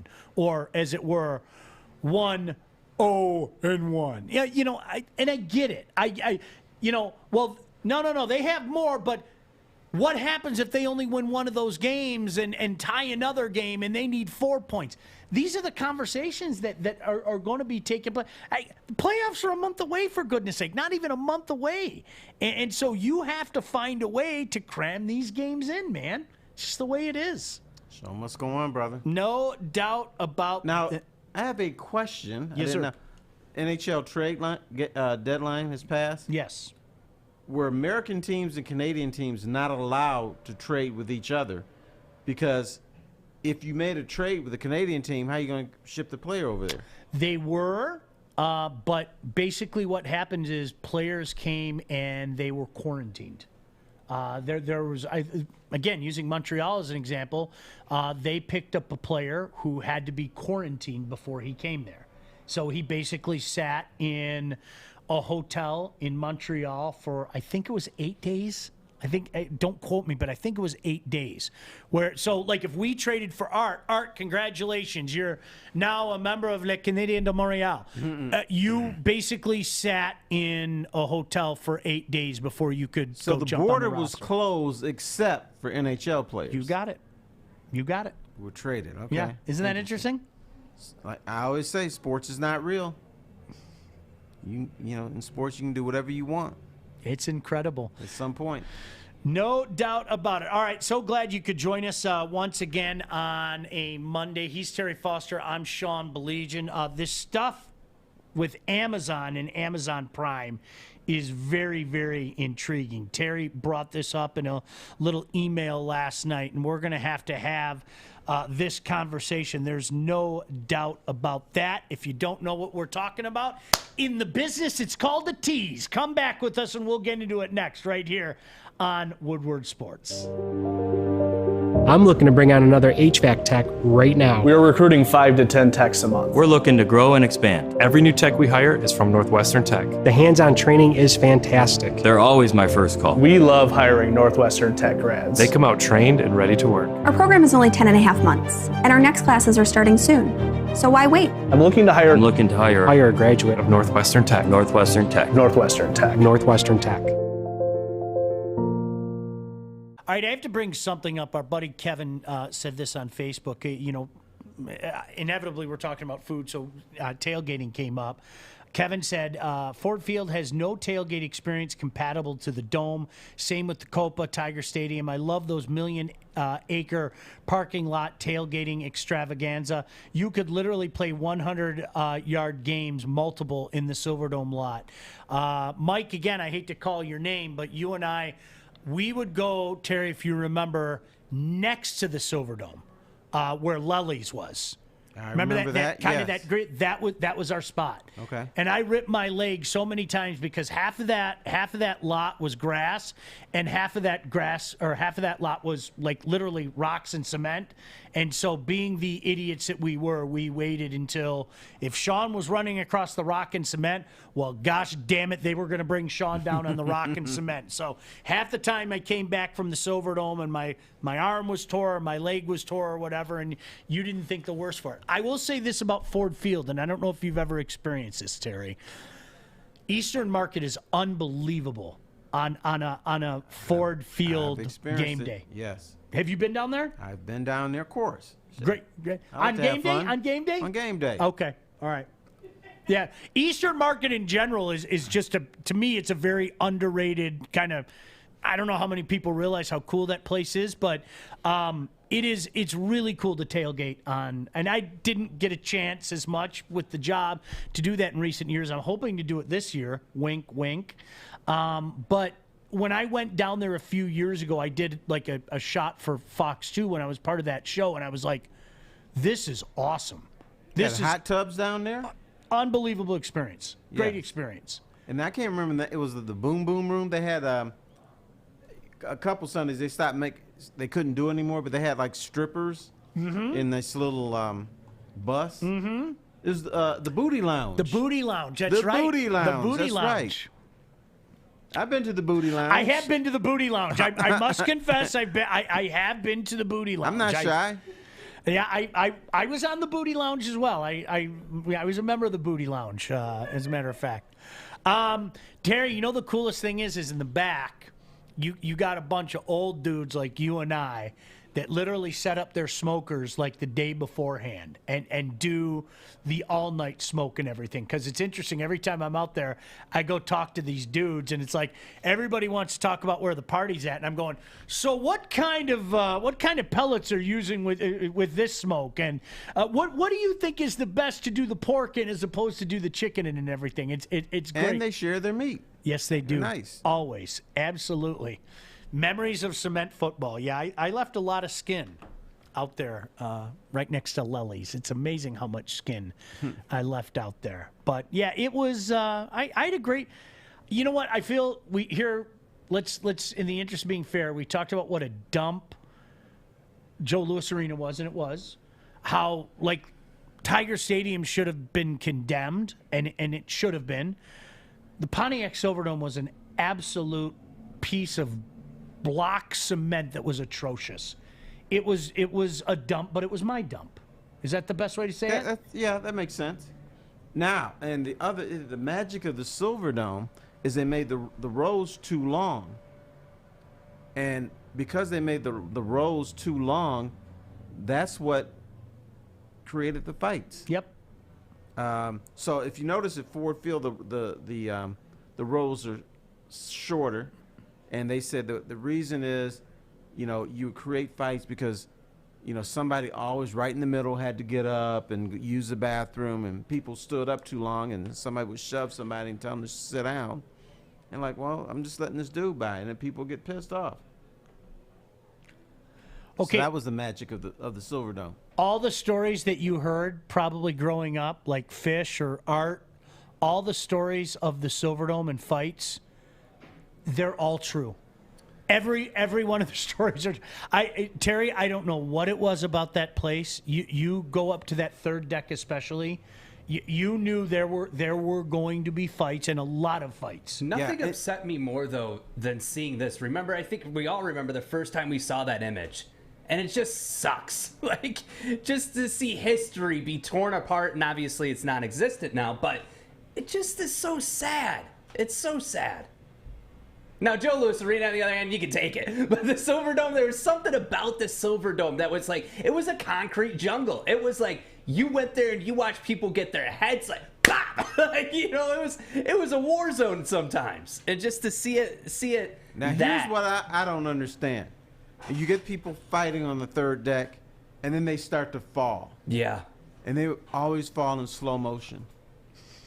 It would be two fat dudes fighting, and they would throw punches and everything, and then inevitably they would fall. And it was like, whoa, I'm falling down these stairs, and this is as fast as I can go. And it was crazy. And then somebody was getting their ass kicked, and their woman had to get involved. Yep. And then the women, I think their fights may have been better. They were. They yeah. were. In fact, when they fell down the stairs, they fell down in regular motion. Fellas were going slow. Didn't it seem like the beer flowed like water there? Yes. Like there was no cutoff limit for anybody. I remember going to watch monster truck rallies there. That was the thing that my dad and I would do. And it was just redneck madness. Just beer everywhere. I swear there was 5-year-olds drinking, and it was acceptable at the Silverdome. I think as a police officer's son, and I'm serious when I say this. I'm not trying to sound like an angel. After a while, you got sick of it and you kind of learned. I'm not going up to the third deck anymore. I'm not. I'm just not. I'm not sitting at the third deck. And so, again, some of my buddies, if you're watching, we would go buy those cheap seats that you could either buy or if they were close to a sellout. Remember, Big Boy used to give them away in the end zone, like kind of on that angle like that. And they were. I mean, absolutely terrible seats. They were terrible seats. But you got in. But we got in, and you didn't get the fights there that you got in the third deck. I mean, the third deck. Chances are, if you sat at multiple games at the third deck, and I'm not going to mention any names, chances are you got in a fight up there at the third deck. Right. And there was, and I'm ashamed to say this as a member of the media, but there were so many fights. We would look at the scoreboard and say, damn, I missed a touchdown. Damn, who scored that? I said, well, I was too busy watching the fights. Messed up. True story. Yeah. It was, if you're a youngin' out there and you didn't get a chance to hear the Silverdome, you know how more often than not, it kind of turns into, legends and things like that and tall tales. The stories you're hearing about the Silverdome are 100% true. There was something about that cement building and fighting that just went hand in hand. Isn't it a weird location for a stadium, though, too? It's like they just stamped it there. Like, hey, we're going to put the Silverdome right here. And it's just concrete. everywhere. Like, it was just such a weird location. Pack. Yeah, and the concrete wasn't even paved. Yeah, They never paved the parking lot. Yeah. Exactly. Never. My buddy Tony L-Town in the house, and Mike, if you're still watching, you know this name. He said, chances are our old friend Ted was one of them at the Pontiac Silverdome. He was that guy. It took a lot to get him going, Terry, but he was that guy at some point in time. Hulkamania hit, and he would stand up and rip off the shirt and go, "Who wants it?" You know, I mean, really, it was, and I'd gone, "Ted, please, not today. Leeds, don't worry about it. I got this. Who wants some?" And I'm going, I just want to go home. Now, when I was a journalist, I always considered myself professional. You know, dress up in regular clothes. I covered a World Cup game at the Silverdome in shorts. Because it was so damn hot. It was so hot that I remember that. Oh my God! 94. Yeah, it had to be like 100 degrees in that stadium, and not only was it hot, but it was sweltering. I mean, you take 2 steps and it was like you went swimming. So I'm like, damn. So I took all my clothes off and I was covering the game in shorts. Terry, Didn't care. I don't know. I don't know if you covered this or even if you were in the business at the time. I apologize, but the Michigan Panthers game. They had a home playoff. Not in the business. Okay, they had a home playoff game against the Oakland Invaders, and it was like the second week of July. And I remember, like, at the last minute, somebody at my dad's police station gave him some tickets, and he, like, surprised me. It was shocking. He was like, "You want to go to the Panthers playoff game today?" And I was like, "Are you kidding?" And so I was, like, 12 years old. But it was July. And it was one of those July days, you know. Oh, yeah. Sometimes we get, like, hot weather, and then sometimes we get, Terry, honest to God, it was a greenhouse. Like, the Pontiac Silverdome felt, I've never, it was so uncomfortable. And anybody that was at that game, the Panthers were at home against the Invaders. I think it was the Oakland Invaders. Anybody who was at that game will tell you exactly what you said. And this is what, I was wet. I like not even sweat as much as it was just like, I think fluids were just leaving it was miserable in that building. Absolutely miserable. Someone threw a bucket of water on you and then the water got sticky. Yeah. And you're like just going around like, damn, I don't feel good. Yeah. Like if we're in the Silverdome today, this jacket, man, I'm throwing out into the garbage. Absolutely. Couldn't handle it. No way. Absolutely not. Now, young man, yes, I went to a Michigan Panthers game at beautiful Reinerson Stadium. Did you really? No yes, kidding. Yes, sir. It was a regular season game, and a friend of mine got tickets, so want to go? Sure. It's the only time I saw Reinerson Stadium full. Yeah. Because you go there for an Eastern game, it's like 32 people. That was one of the coolest things, Terry, and I'm sure you did this with B, is, you know, I talked about taking my kid to a bunch of different stadiums.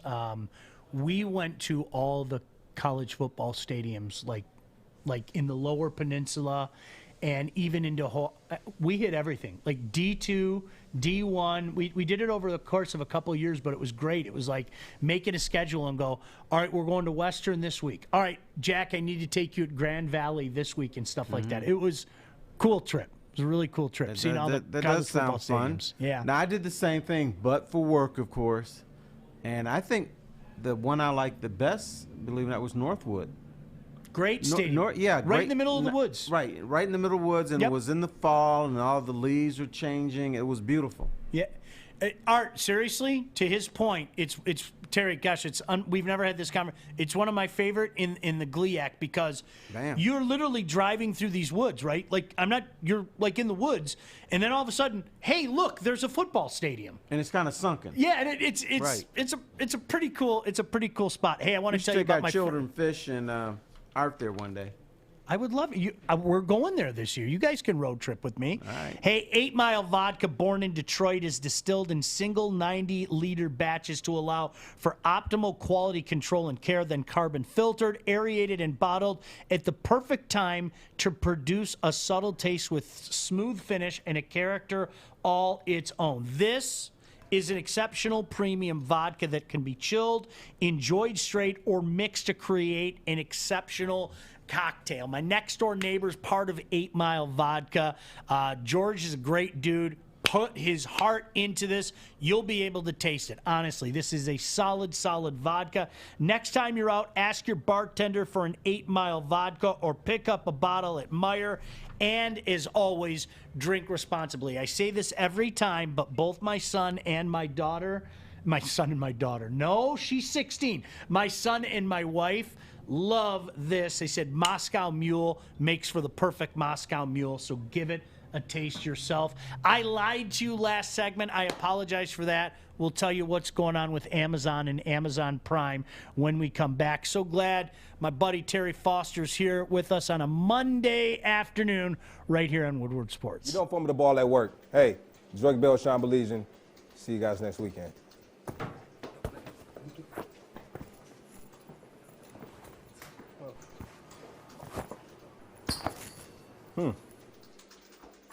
Thanks, mate. Oh, Bell's soft. Wait till it comes to New Zealand. Pour that out.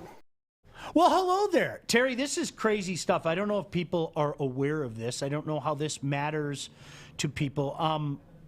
Over the years, anyways, we as sports fans have been pushed and pushed and pushed, and the line that we claim, that imaginary line in the sand, has been erased and rewritten and everything.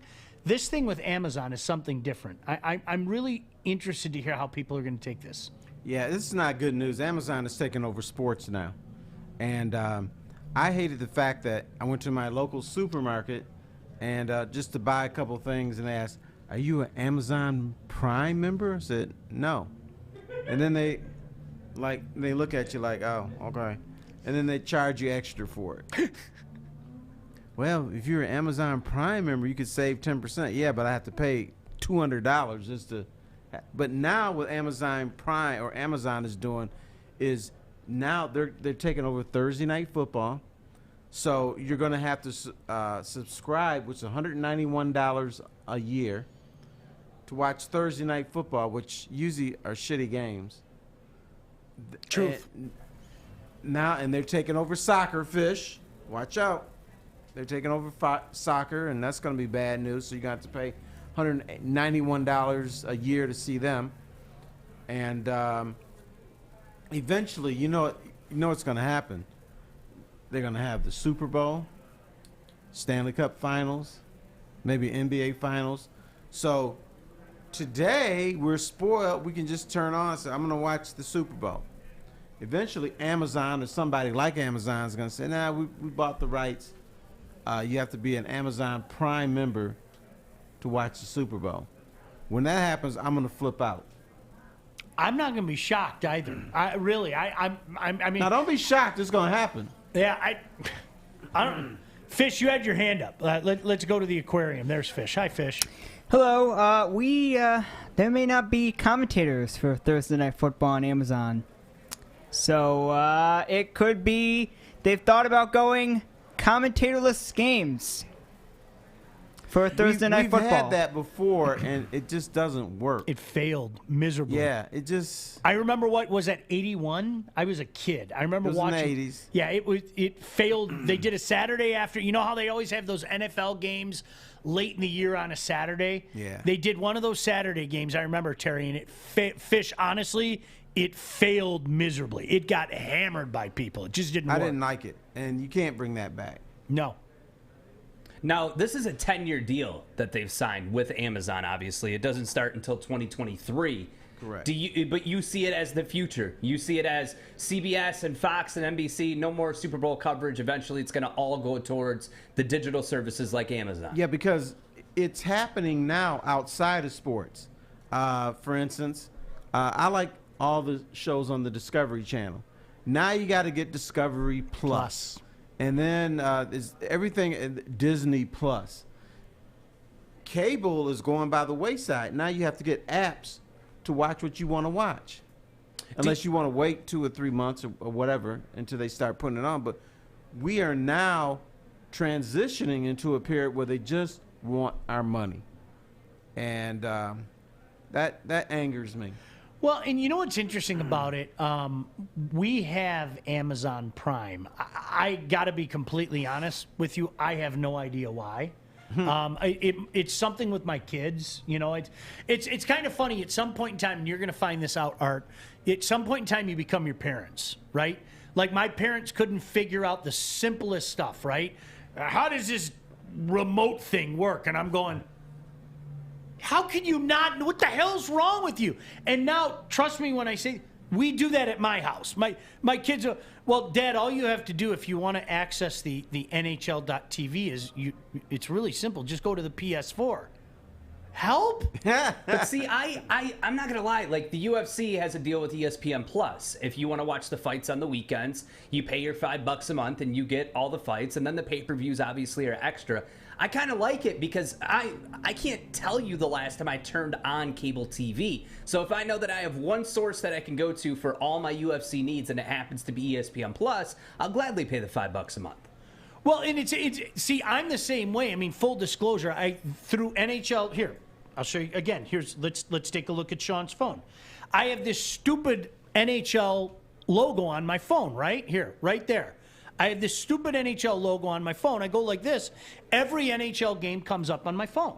Okay. Every I can, hey, Terry, do you want to see what happened in the Wings game? Sure, why not? Pull it up on my phone. So I can either, if we're sitting here, I can show it to you. And how much you have to pay for that? 119, I think. It's funny that 119 is the number that keeps on coming up. That's a choice. That's a choice that I made, though. That gives me every game. That's a choice that I made. The issue is, Terry, is I have a feeling that we're getting close to that point that you speak of, where you're going to have to make that choice. Do you really want to watch? Oh, so you're Mr. NFL. Do you really want to watch Thursday Night Football? Well, guess what? You have to make that choice to spend $119. Well, you have that, the NBA. Yep. NHL, Major League Baseball, but to me, that's not that bad because you get to see a whole bunch of games. Yep. I don't like the fact that you're going to pinpoint a game and make me pay for that game. Absolutely. That pisses me off. Absolutely. But isn't that what happened with the NFL Network when they had Thursday nights on the NFL Network? Now that's subsiding for Amazon to come in and take over. But were you a subscriber of the NFL Network? Yeah, but that was part of my cable package. That was exactly it. Okay. Yeah, that was part. Same, and I think there are some areas out here that don't have it, because I remember that being a big thing back in the day. Same thing like Big Ten Network. I remember for whatever reason there was some argument between Big Ten Network and some people and everything. See, Terry, I feel the same way. By choice, I'm spending $119 to basically what I do is I point my phone at my TV and I press a button and the dumb game comes up on my TV. Right. You know, if there's a game that I want to watch and everything. But I think we're coming to that point in time where, look, number one, some people don't want to spend that money. Some people can't afford that money. And I appreciate that. You know, I mean, been there, done that. I think we all have. Pretty soon you might not have that choice. True. And I don't think people are aware of that. I really don't. But we're already paying for cable. We're paying out the ass for everything in life now. Nothing is free. Just want a freebie now and then. I want to return to back to the day here. I'm going to be an old guy again. When I turn on NBC, and I can see boxing, I can see football, I can see hockey. I don't want to say, okay, I want to watch the NHL, I got to pay for that. I want to watch the Super Bowl, I got to pay for that too. It's just they're nickel and diming you to death. Yeah.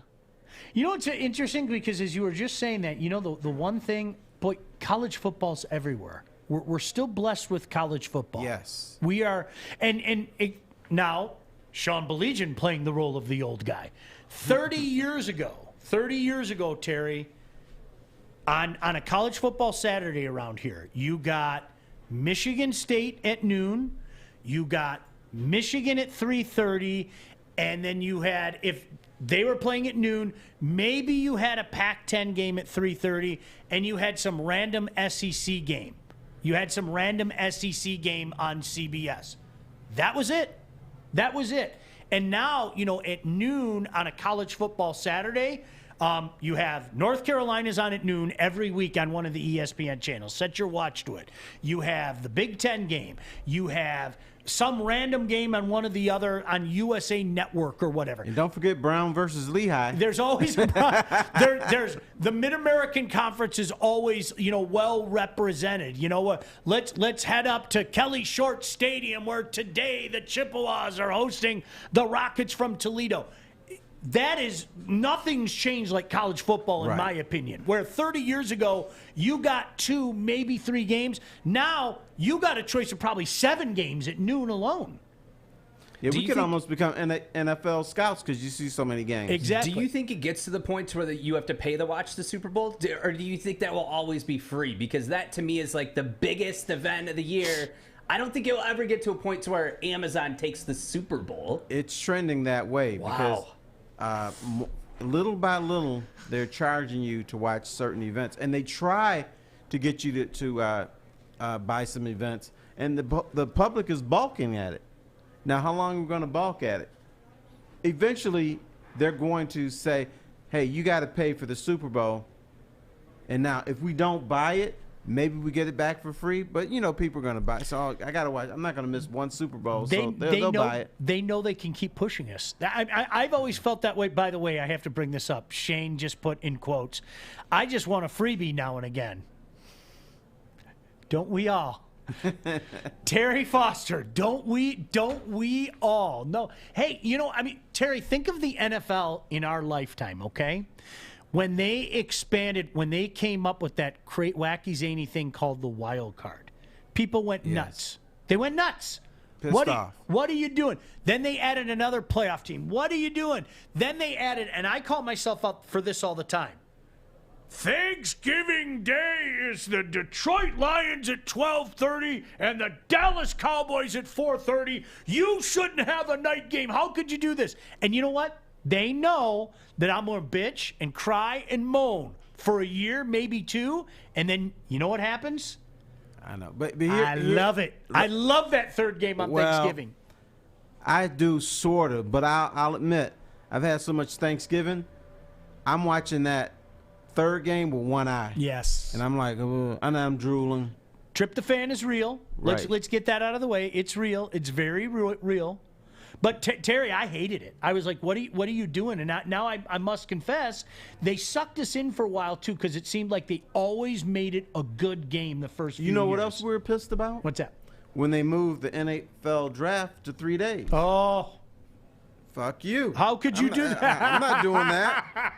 Now it's like, give me another day. Give me a 4th day. You said it so, as a matter of fact. That's exactly. It was. Right. This is the one. Noon on Saturday, and then 11 o'clock on Sunday. What are you doing? You know what? They moved it to prime time because they can make a shitload of money off of it as well, selling it. Bo Schembechler used to bitch about that all the time. College football is supposed to be played at noon, and that's it. I'm not moving my game. Yeah, you are, Bo, because you're getting paid. All right, brother? You can bitch all you want. You're going to play that game at 3:30. Great stuff. No, I appreciate it. Yeah, swear jar going crazy. Jenna said swear jar, no doubt about it. Do we have a swear jar around here? Well, it's for my personal benefit. I've been better, Art. You have to admit, I've been better. I mean, much to your chagrin, because the swear jar goes to the Art Fund. I've never seen a dime of it. You really? No. Who's the scam that's taking that down? I don't know. Somebody's probably going Joy. in there and taking. So for his Colorado fund. Want to talk to you about my bookie. Watching any sport is a heck of a lot more exciting when you've got a stake in the game.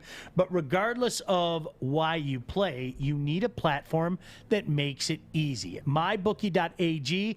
They make it easy. Whether you're looking to bet NBA, MLB, any other event, MyBookie is the best place to bet.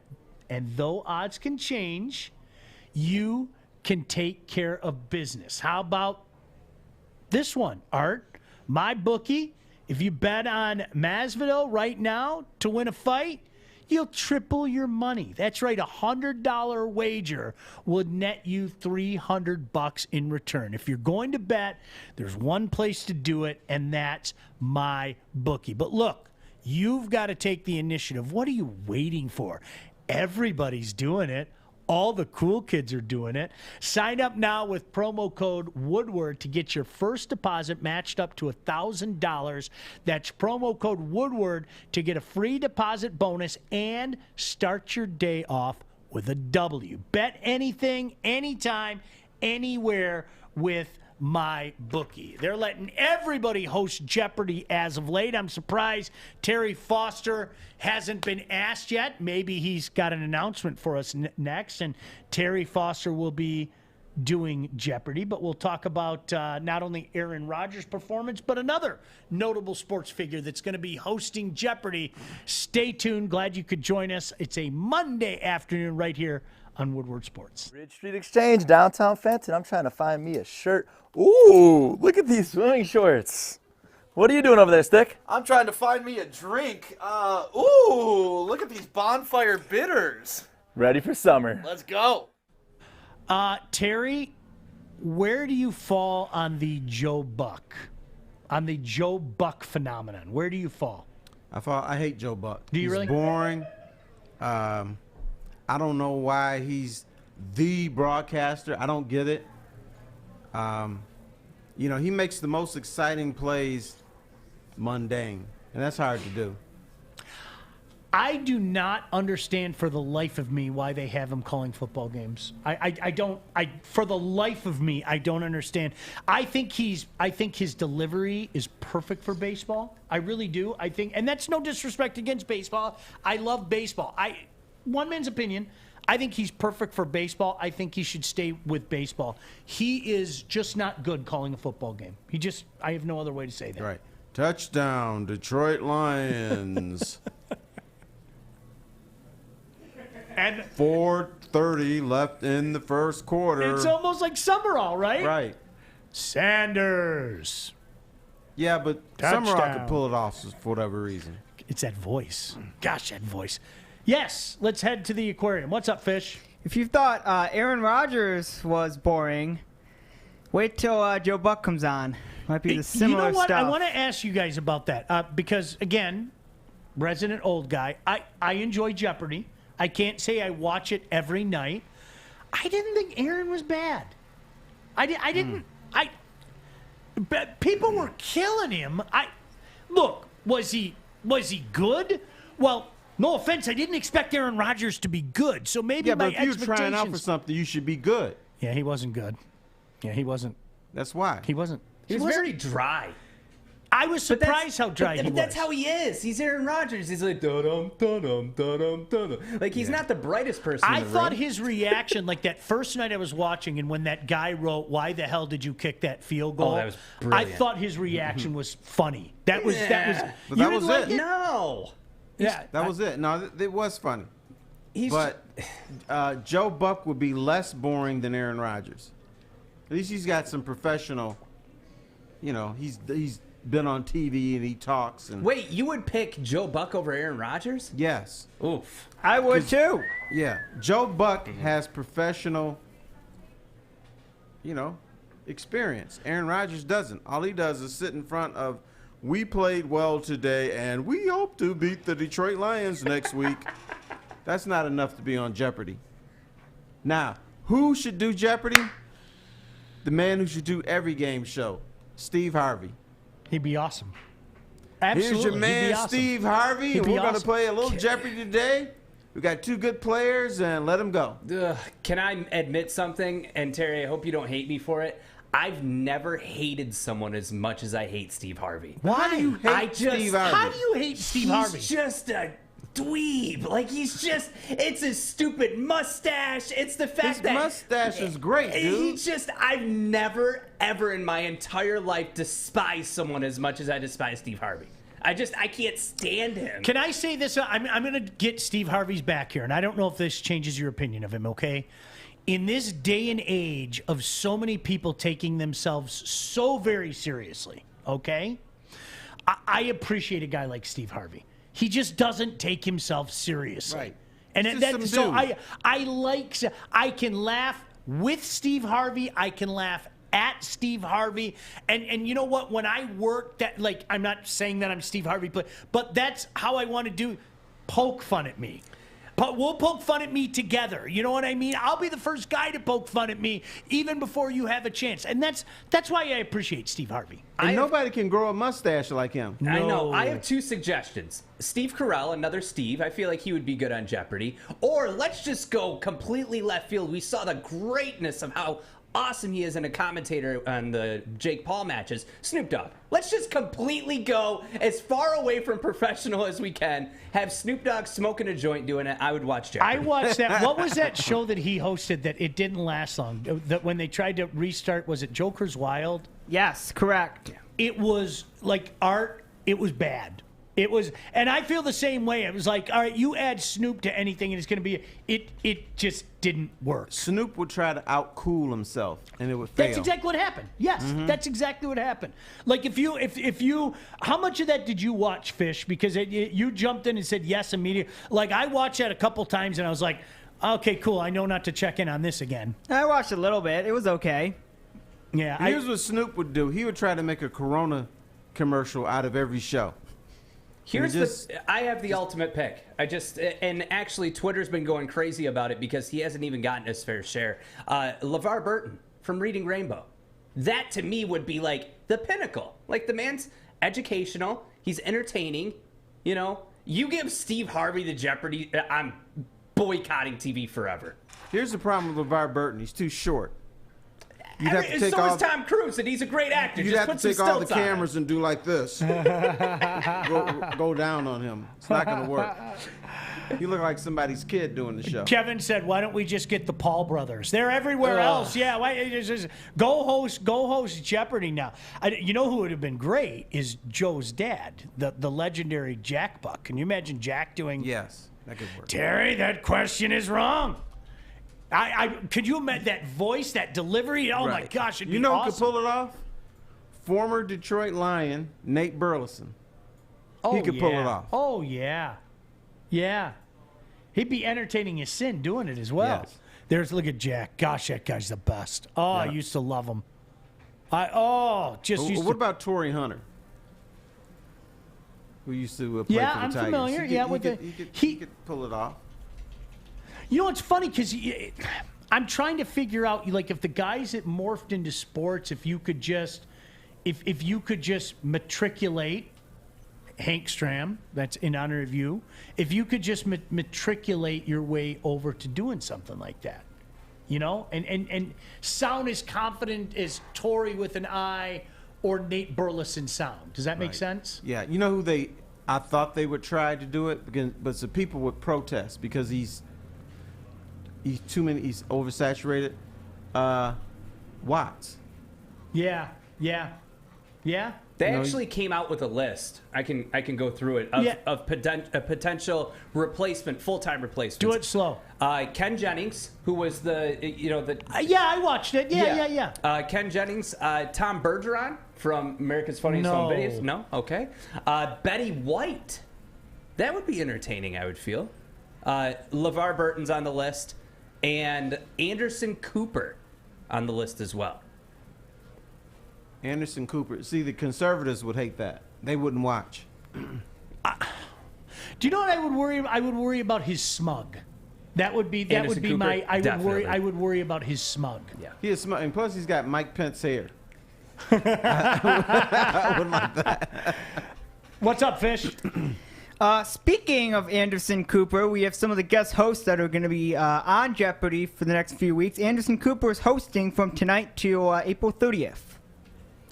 I'm going to check it out. Then May 3 to 4 is Bill Whitaker, guy on 60 Minutes.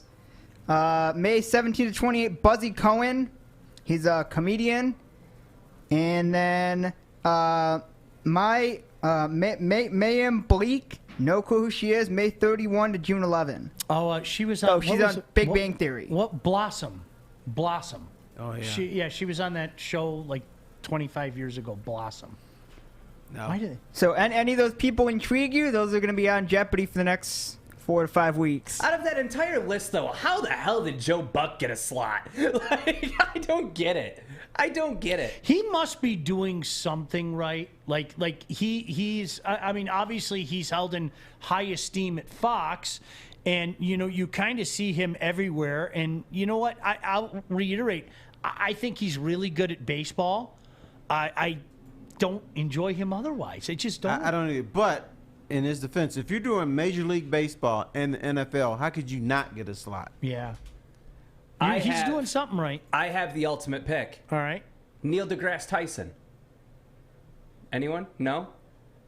Can you put up a picture? Yeah, I'll get you a picture. I probably know who it is. I'm just not. I don't know who that is. You don't know who we old dudes aren't good with names. I don't know anymore. anyone named Neil Here's deGrasse. Neil deGrasse Tyson. I know that dude. Yeah. I feel like in order to host Jeopardy, this isn't Wheel of Fortune where anybody can do it. Okay, like this is a serious. And he could wear that outfit too. Yeah. That would be a great pick. Fish. This is going to be where the Jeopardy ratings go super low because I feel like a lot of people hate this person. Savannah Guthries is hosting from June 14 to 25. Can you get a picture of that? Why do people hate Savannah Guthries? She's on NBC. She does the Today Show. Yeah, I know. They put her on there because she's not as political and not as serious as the others. Yeah, find a picture. She's got a head shaped like a light bulb. And then they don't have the air date. Her. They don't have the air date yet for this guy, but Dr. Sanjay Gupta. Really? He's a CNN doctor guy that he's going to be on. They don't have the dates yet. You can only talk to me about COVID. I don't want to hear anything else about this dude. No. Wait, why don't we just put Fauci on there, for goodness sake? Just fire Fauci's ass up there. Jeez, he's August 5th through August 13th. Not to get political, but it would be funny to have Biden on there. He has a little bit of trouble putting sentences. I know that's a mean thing to say. Right. I'm sorry. You can't have Joe Biden on there. I'm sorry. Because my man would fall asleep on the show. It's real. You're not being political. I know, but I just look. One guy was an asshole. The other guy's gonna nap. I mean, that's what we're dealing with in life, right? Let's call it. Can we be adult enough? No. Like where we can say, okay, that guy was an asshole, and this guy might not know what day it is. I mean, that's where we are as a country. It's okay to tell the truth. And you have Joe Biden on there. In the year 19, whatchamacallit, this happened. No, we can't have that. I just came up. Wouldn't it be great if every president during their term hosted 1 week of Jeopardy? Could you imagine Trump? Could you imagine Biden? It would be ratings galore. I think it would be hilarious. No. Ratings galore would be Trump and Barack Obama the same week. Yeah. Obama would be a great pick for Jeopardy. He would. And he'd get pissed because Trump would start calling him Barry. Bill Clinton going all Richard Dawson from Family Food. Come on over He would here. He's got his tongue out. He would intro himself. And we would hate Give to Daddy see. some sugar. We would hate to see who was in Bill Clinton's green room. Yeah. That would be a little dangerous. Saxophones and Monica Lewinsky's everywhere. Oh, that is. You know, people say that Clinton was America's first black president. Yeah, I've heard that. Somebody's gonna have to check if he like pumpkin pie or not. That I had no idea. That's my takeaway from this show. If you like pumpkin pie, you can't be black. I had You never knew that? idea. I had no idea. We don't talk enough. Yeah, I did seriously, and ask Joik about pumpkin pie. I'm gonna ask him about pumpkin. I had no idea that was a thing. Really? And Joik is one of those guys. He'll look at you like he's got gas. He'll go, and he won't say anything. Doesn't Joik give you that look like he's got every gas? day. You're right. Like seriously. He just cut one. You know what? My late grandmother. My late grandmother was one of those grandmothers. I mean, I think all our grandmothers are just expert cooks, right? Right. My late grandmother was one of those grandmothers that she could whip up a pie like that, right? I mean, just like Grandma, how the hell did you just make a full butterscotch pie? You know, she did that. She did lemon meringue and everything. And didn't have a recipe, I yeah, bet you. she just, whoop, there it is. Like, what the hell just happened? Like I told, the pumpkin pie is like, it's, I don't know what it is. I only have it around Thanksgiving. But then you go back to Christmas, right? You know, Christmas Eve, we always host Christmas Eve. You bring over a pumpkin pie at my house, there's no way in hell I'm going to have a slice of it. Yeah, you gotta have apple pie for Christmas. Yeah, or you know what? One of my aunts are going to try to replicate my grandmother's thing. Like, it's almost like the only time I enjoy pumpkin pie is like in the month of November. But in case you missed it earlier, Terry said, brothers ain't down with pumpkin pie. I always tell white people this. If you're gonna celebrate Thanksgiving, celebrate. But if you're gonna invite some black people over, just a little couple slices of sweet potato pie. Because we're not eating your pumpkin pie. Now, pecan pie? Are you down? Oh, yeah. You're going to do pecan? Yeah, hell yeah. And then wait, question. Chocolate chips in there? Oh, yeah. Terry, is that never pumpkin pie ever, or just during Thanksgiving? Or ever. Really? Do not, here, look. Do not try to serve your, if you have black friends, because everybody white don't have black friends, first of all. But if you have a black friend, do not say, hey, brother, come over here. I want to be your pal. Here's some pumpkin pie. He'll look at you and say, man, he must hate me. The more you know. That's the greatest PSA we've ever. Hello, I'm Terry Foster. And if you have any black friends, do not, and I repeat, do not serve them pumpkin pie. That's a great PSA. And don't try to give a brother a rare steak either. He'll be pissed too. Oh, I know that. Okay. That's because I don't even know if rare is the word to use for the steak that I like. I think I know 2 black dudes that will eat a medium rare steak. One was Drew Boudini Sharp, and I think Corey is one too. He will eat a medium rare steak. Those are the only 2 brothers I know. Steve said pecan is the best, but Sean says it wrong. Not pecan. Is pecan. Pecan. A pecan. Pecan. Yes. Let's show some class. There's some snobbery. Steve will be hosting Jeopardy later this week after Anderson Cooper. Jeopardy.